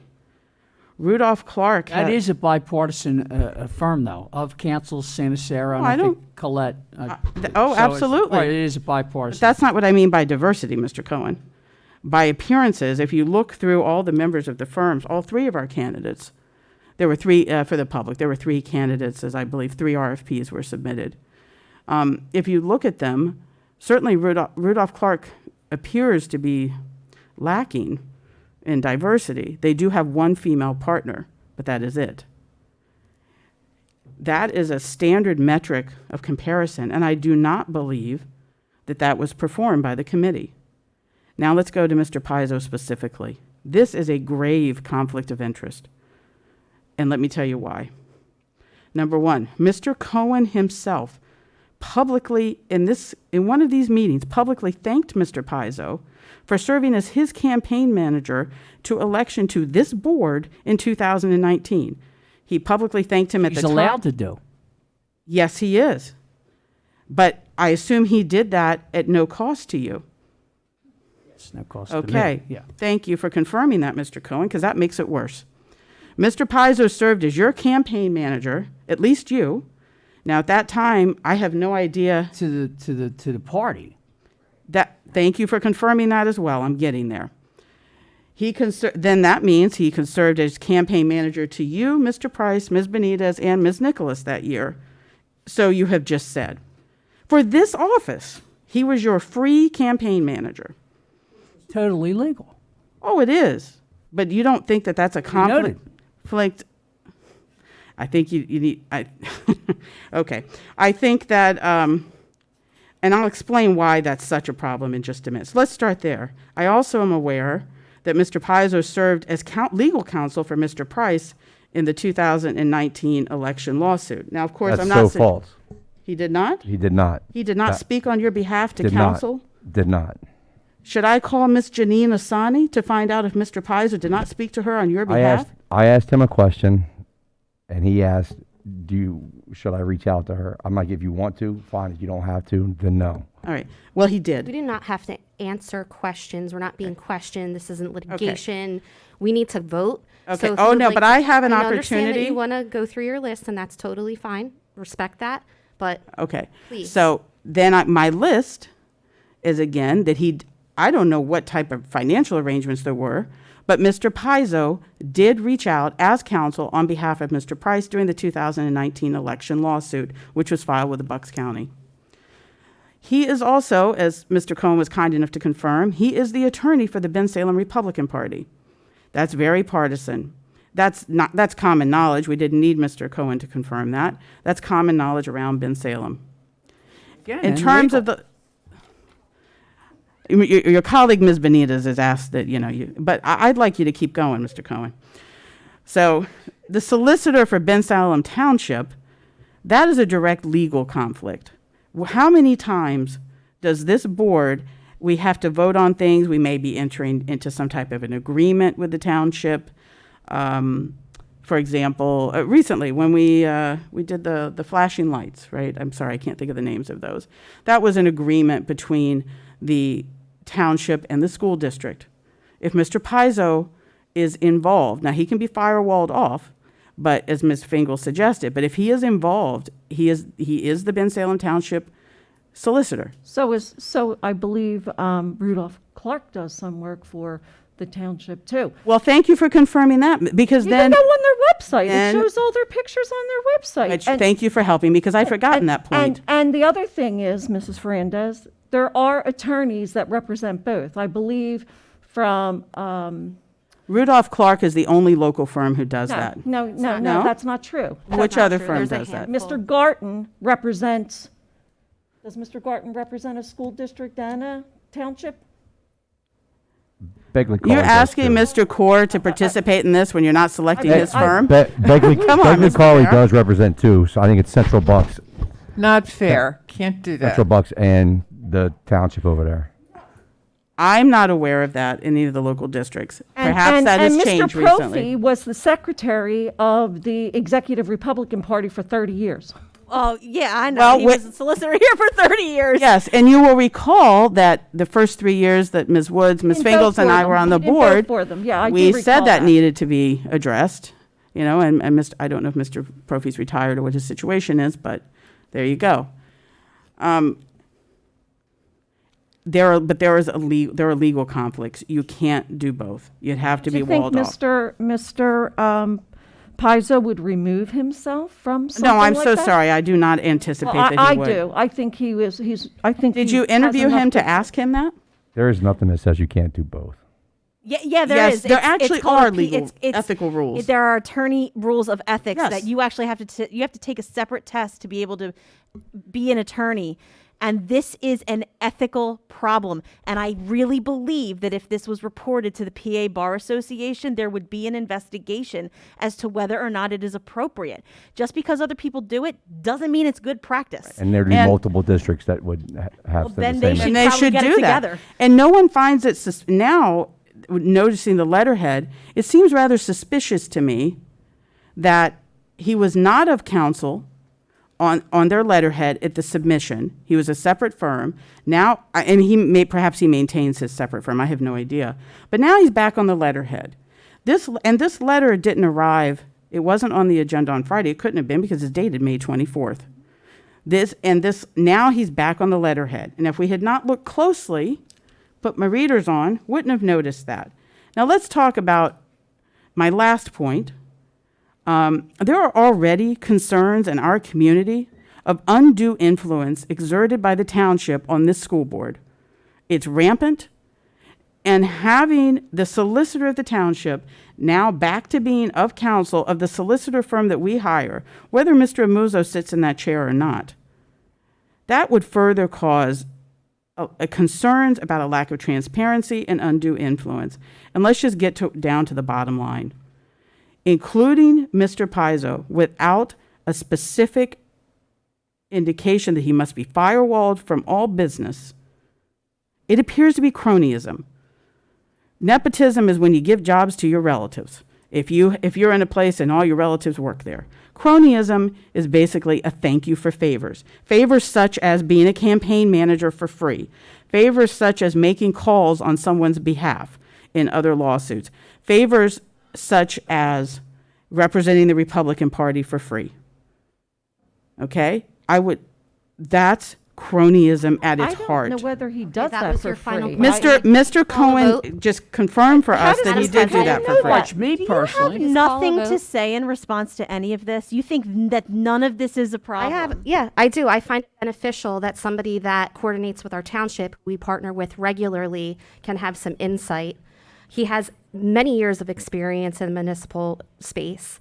I think that it would be an added benefit to us. I think it's discriminatory for you to point somebody out because of their political That's affiliation. not the definition of And discrimination. prior to this meeting, in private, every single one of us agreed that they were the best firm.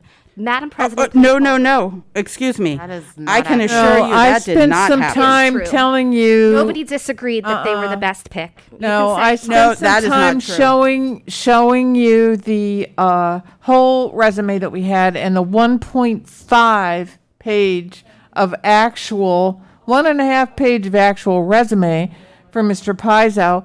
He has only had experience with 30 years experience, a long time with the authority board at the tech school and no school board experience. So in essence, you're giving a person who is given all this free work and who has had no experience with the school Mr. board. Musso is going to be at the table. Wait a minute. And Ms. Benitez, Wait a minute, let me finish, please. I'm speaking. Excuse me. I'm speaking. Thank you. Have some order here and let Thank you Mr. very much. Snyder I'm speak. speaking. You're giving a gentleman a six-figure salary who has had no school board experience. How's that going to look to the township? What are you going to do about that? 21 attorneys representing this firm, and right. each of them have qualifications I that agree. will support our work here. We talked about that. in And the I meeting, agree. which We you were did talk on. about that, and I agree on that. I just don't want that gentleman to show up, and I think it looks very bad if that's the case. So a firewall looks good to me. Was specifically regarding Mr. Sorry, I'm horrible with names. Amuso, thank you. That everybody agreed to. That's all I'm throwing out there. It was that specific thing, just for clarity. Everybody agreed to that. Yes, you are And that's- correct. He's excellent. Thank you, Ms. And you're Nicholas. right. We agreed to Mr. Amuzo. No one said that Rudolph Clark overall was the best choice. And when we had that discussion, but he did not when we had that discussion. No, Pizzo. The firm overall. Pizzo was not part of the firm when we had that discussion. This is the RFP that the committee brought forward for approval. Can we please take a vote? I find this unbelievable. No, it's very believable. Actually, this is completely believable. This is the definition of corruption. To be very, very clear. That's exactly what this is. And this is completely illegally unethical. And I can't even so much as hear of another person who has come to for a consult at my firm if there's some kind of any kind of Intermingled dealings. Yeah. So let me ask you a question, Ms. Fingles. Are you calling me corrupt because I don't appreciate it and I'm not corrupt? I'm saying that this has You the said appearance. this is corruption. So Yes. are you accusing your board members of corruption? It looks like corruption. It looks like cronyism, if you're familiar with that term. And Ms. Benitez, When- you work in the community with Mr. Paizo, that may be. I've had no opportunity to work in the community with Mr. Paizo, I can assure I have an awful you. lot to say about him for not ever working with him. Because I did some homework, because Okay. I have been on the other side of him. Well, Has anybody talked to He Mr. didn't offer to Paizo be my about campaign this? manager. Sorry, Mrs. Snyder, I didn't. Has anybody talked to Mr. Paizo about this? I only ask because I know him personally from the authority board. He's a very, very nice person and professional for the most part with municipal items. And so it just seems like if somebody spoke with him about it, that might help. This could easily be Maybe we could have him tabled. withdraw. Mr. Kaur is here. Bagley Cardlin continues in their role. We could table it and the request would be for Rudolph Clark to clarify if Mr. Paizo, now that he's back on their letterhead, would be firewalled from all of the dealings. That may be the intention of their letter. It may be. And I'm suspecting they got this letter at the last minute. He didn't have time to spell it out. It may well be that is their intention to firewall Mr. Paizo. There is no reason we cannot. In fact, we're having a special meeting coming up, so we could certainly. Actually, I think Rudolph Clark represents Pennsbury and Falls Township. They do, of course, they represent other You're districts. saying that it's not ethical What, for school them to- districts? School districts and a township. Well, I think- Neshaminy and Lower South represented by Begley They Carlin. do Right. represent. And then Garton does It is Doylestown ethical if and they do it. Central Bucks. Well, first of all, I said other than Rudolph Clark, I'm not aware of firms who do that, is what I said. As to, I do not know if there's a Pennsylvania ethics opinion on this.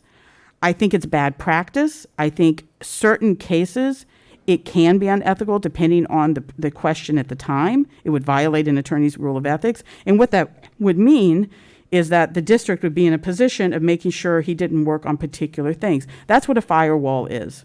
I'm sure Mr. Paizo has enough sense not to work on things when it comes to the township and the school district. He initially submitted. I'm sure Mr. Paizo would Are you? excuse himself. Have you asked? When was the last time we had a conflict with the Okay. township? We have was the last time we recently had a the conflict? flashing light thing. We've had several. We have agreements sorry, regarding what did you security. ask? We have various When was the things. last time there was a conflict between the Mr. school Kaur, district do you and the have township? anything to add to this? Please don't put Mr. Kaur in this I'll put him into position. this. This is that's an outrageous request. No, he's No, a that's not candidate. fair. He is a candidate. His firm, is a candidate, and Mr. Kaur is the proposed solicitor. So that's not appropriate to ask.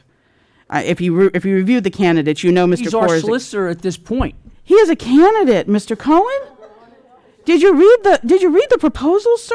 I mean, Yeah, but he's okay, here so right this now. this doesn't and, have to go anywhere. this you don't is have like to do it's this. like a courtroom right now. Because we are talking about lawyers, It's a Mr. political Cohen. grandstand. That's what it is. Oh, this if isn't it was on the grandstanding. other foot, it'd be the same way. This is not grandstanding. We're talking about lawyers. It's appropriate for me to act like a lawyer when we're talking about lawyers. It is appropriate for me to speak up on behalf of my community. Mr. Cohen, you opened the door to most of this by letting everybody know he was your campaign manager. So part of this may not have gone down this way. Legal. Sir, It's important. Is anyone here aware of the definition of cronyism? So, I don't know I'm not suggesting anyone had malintent to start with, but now that it has been brought to your attention that this would be cronyism because it would be perceived as cronyism. I don't know that any backdoor discussions have been had, but a swap of favors, that is going to be perceived as cronyism. So you can remedy this. What favor are we swapping? We're not swapping a favor. Mrs. Rivera, Mr. Cohen just sat here and confirmed that he was the free campaign manager for the school board directors who currently are sitting and are about to vote. That? We don't know that for a fact. He just said How does he know that? Well, he knows he didn't pay. He knows he didn't pay. He knows who his campaign He manager don't was. know whether Kevin. he got paid to be his campaign manager or They worked not. on it together, but that is A candidate knows who that gets isn't paid the to be their own point. campaign manager. You're Mrs. making a Rivera. point out of something that's, not even there. Yeah, I mean, A candidate, Let me ask you a this. candidate should know. If I want to do additional work in the community, does my political affiliation stop me from doing that for No, because conflicting that's not paid It work. seems completely Wait, unfair. are you suggesting First paid of all, work or this shouldn't be unpaid a work? political. Paid. It should political. Doing paid work. So all of the things that we do Take and a all vote of the here. hats I'm that we sorry, I wear, don't- our political I'll call the vote. affiliation is If where that's you. what you're, all right, Mrs. Harder, would I you? would like to make I would what like it to make a comes down motion to. for an amendment.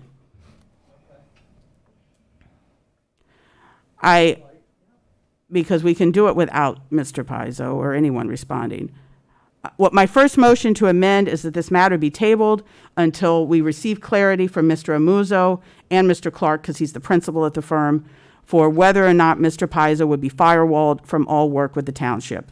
That's my motion. Second. Okay, well, okay, I'm making a motion to table. Second. I can redo it. Well, Not going to step down from anywhere from the township, that's what I'm saying. no, not from the township. I'm sorry, from the school district. Motion to table until we can determine whether Mr. Pizzo will be firewalled from all school district work at Rudolph Clark. Second. Better. Any questions on the motion? Clear enough? No, I'm not suggesting he Is should. there any questions on the motion? All in favor? Aye. Nay. Nay. Abstentions. I'd now like to make a motion.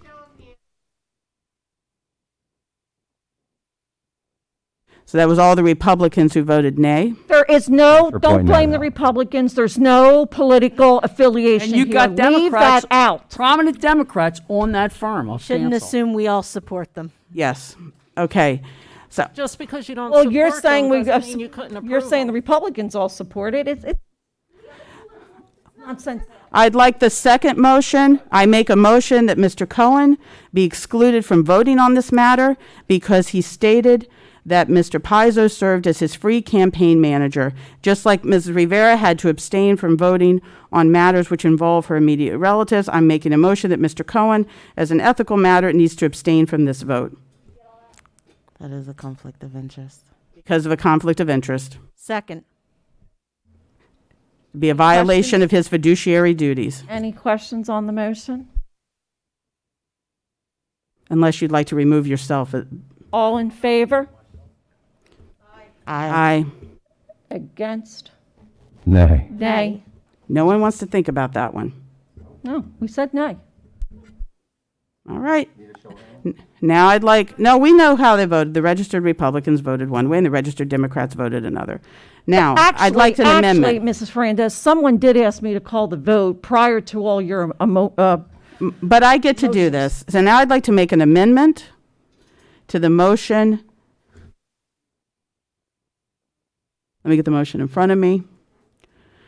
I'd like to amend the motion to read, motion to appoint Rudolph Clark to provide legal services for Bensalem Township continues as it reads, but Joseph Pizzo, who is of counsel of the firm, will be firewalled off of all school district business.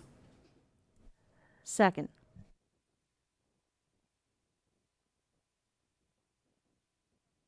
any questions on the motion? All in favor? You know, Aye. real quick, real quick, I just want to say this, that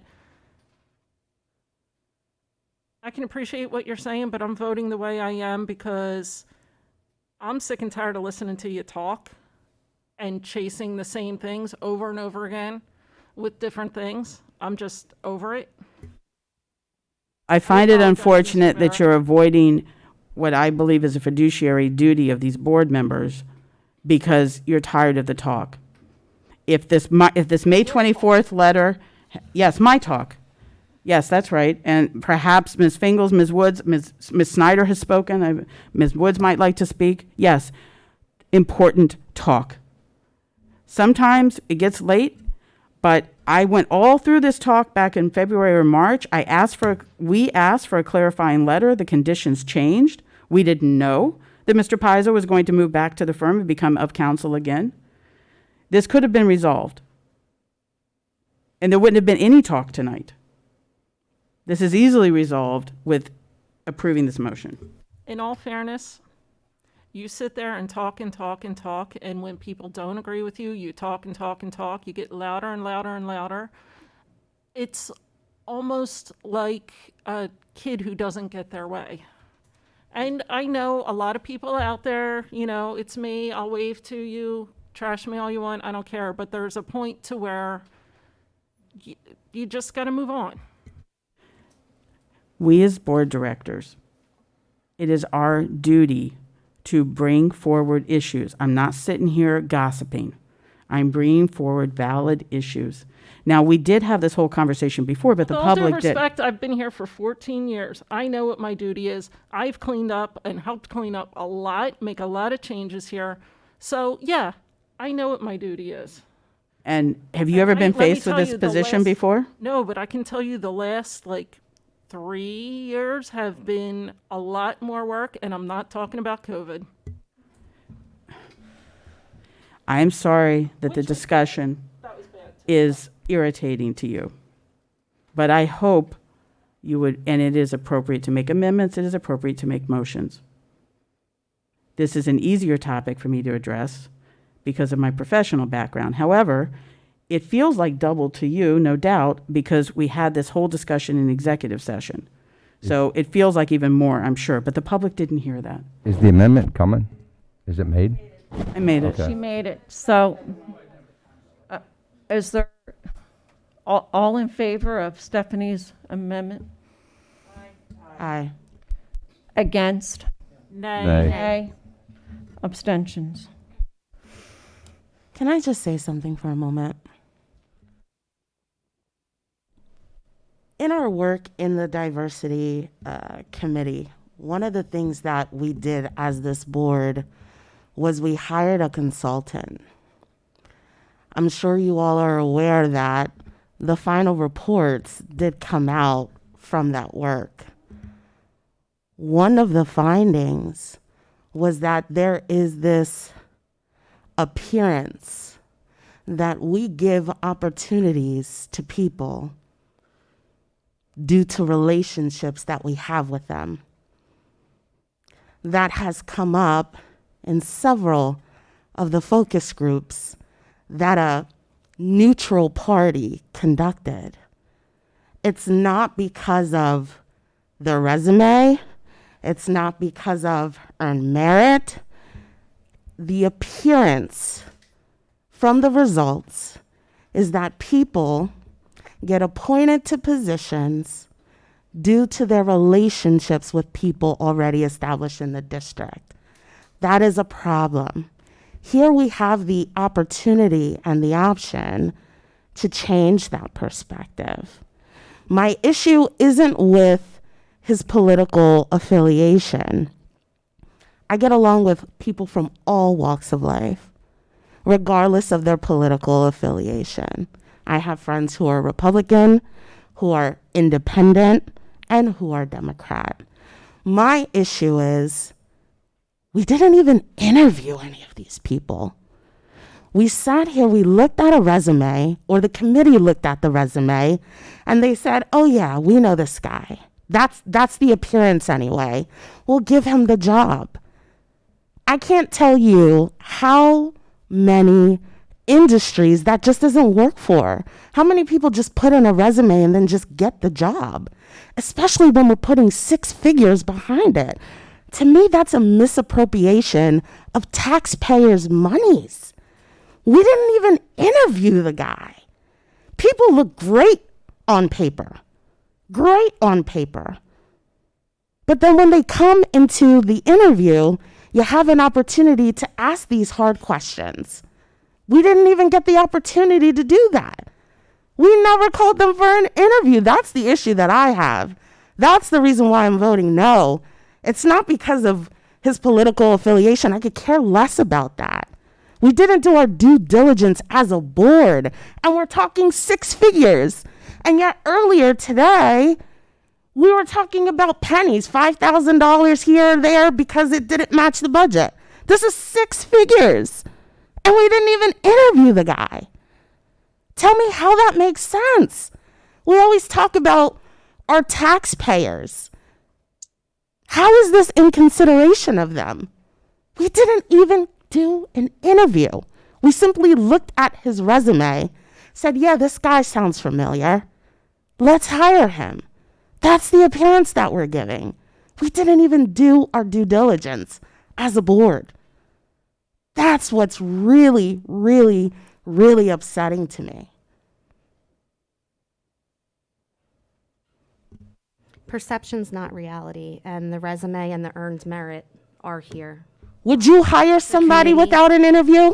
You work in the banking industry, yeah? You would just look at somebody's resume and hire them on the spot? Not necessarily. Okay. There's research that was done Okay. behind it. There were Okay. calls made for references. I and rest there my were other case, Your things Honor. that occurred on the committee I rest my case. outside of that, okay?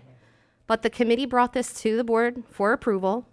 It was approved by all 3 of us. Heather, people. Odie Snyder, Eric, and myself brought it to the board. Yes, you did. And we understand why.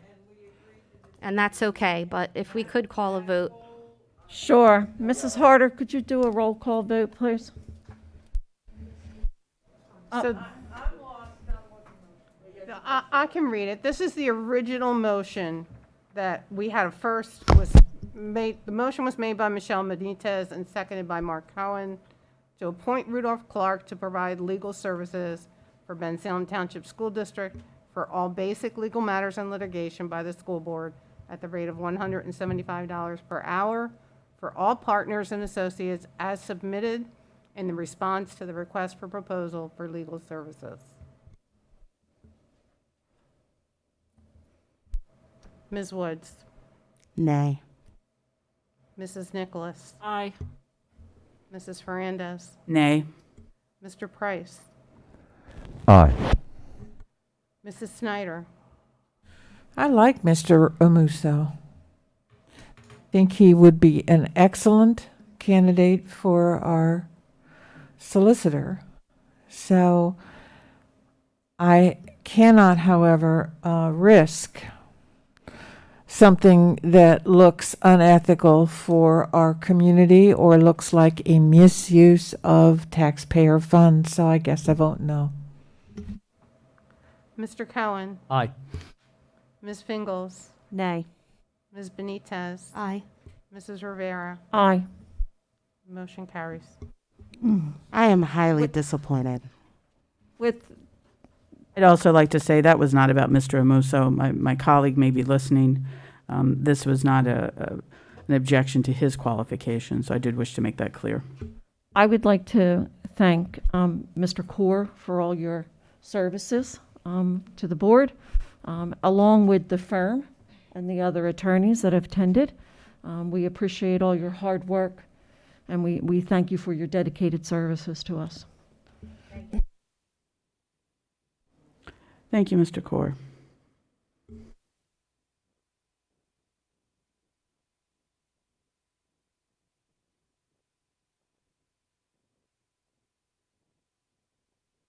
The board did meet in executive session prior to this meeting. We spoke about personnel, legal matters, and student matters. Are you getting ready to adjourn, Mrs. Rivera? In a minute, I will, yes, because I'm going to read the next item on the agenda here. Our upcoming meetings, June 1st is Instructional Affairs Committee at 6 p.m. June 8th is Personnel Committee at 6 p.m. Also on June 8th is Policy Committee at 7. June 9th is Business Affairs, Facilities and Technology Committee at 6. June 16th is Public Relations and Outreach Committee at 6:30. June 17th is the Diversity and Inclusion Committee at 7 p.m. Ms. Rivera, that's not. Yes, we do. I'm sorry. Thank you. So that we will not be having the diversity, and I guess that will be rescheduled.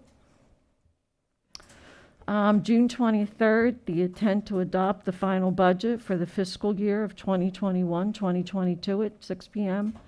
And June 23rd, the regular action meeting at 7:30 p.m.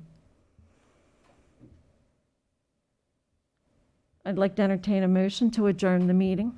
Wait, no. Before you adjourn, we didn't make mention, we approved, excuse me, we approved the resignations this evening of Mr. Bowman and Ms. Hanks. Mr. Bowman's not here, and it's not it's not their last day. I can't see Ms. Hanks, I'm sorry, but maybe we postpone this, but we would like to, thank you for your time. Excuse me, your time here. We also approved some other classification changes, and congratulations to Dr. Velasquez. And Mr. Allen is not here, of course, but perhaps we'll say something else before Mr. Bowman and Ms. Hanks actually depart. We will. Good job, Steph. Thank you. Thank you. Thank you. A motion to adjourn? All in favor?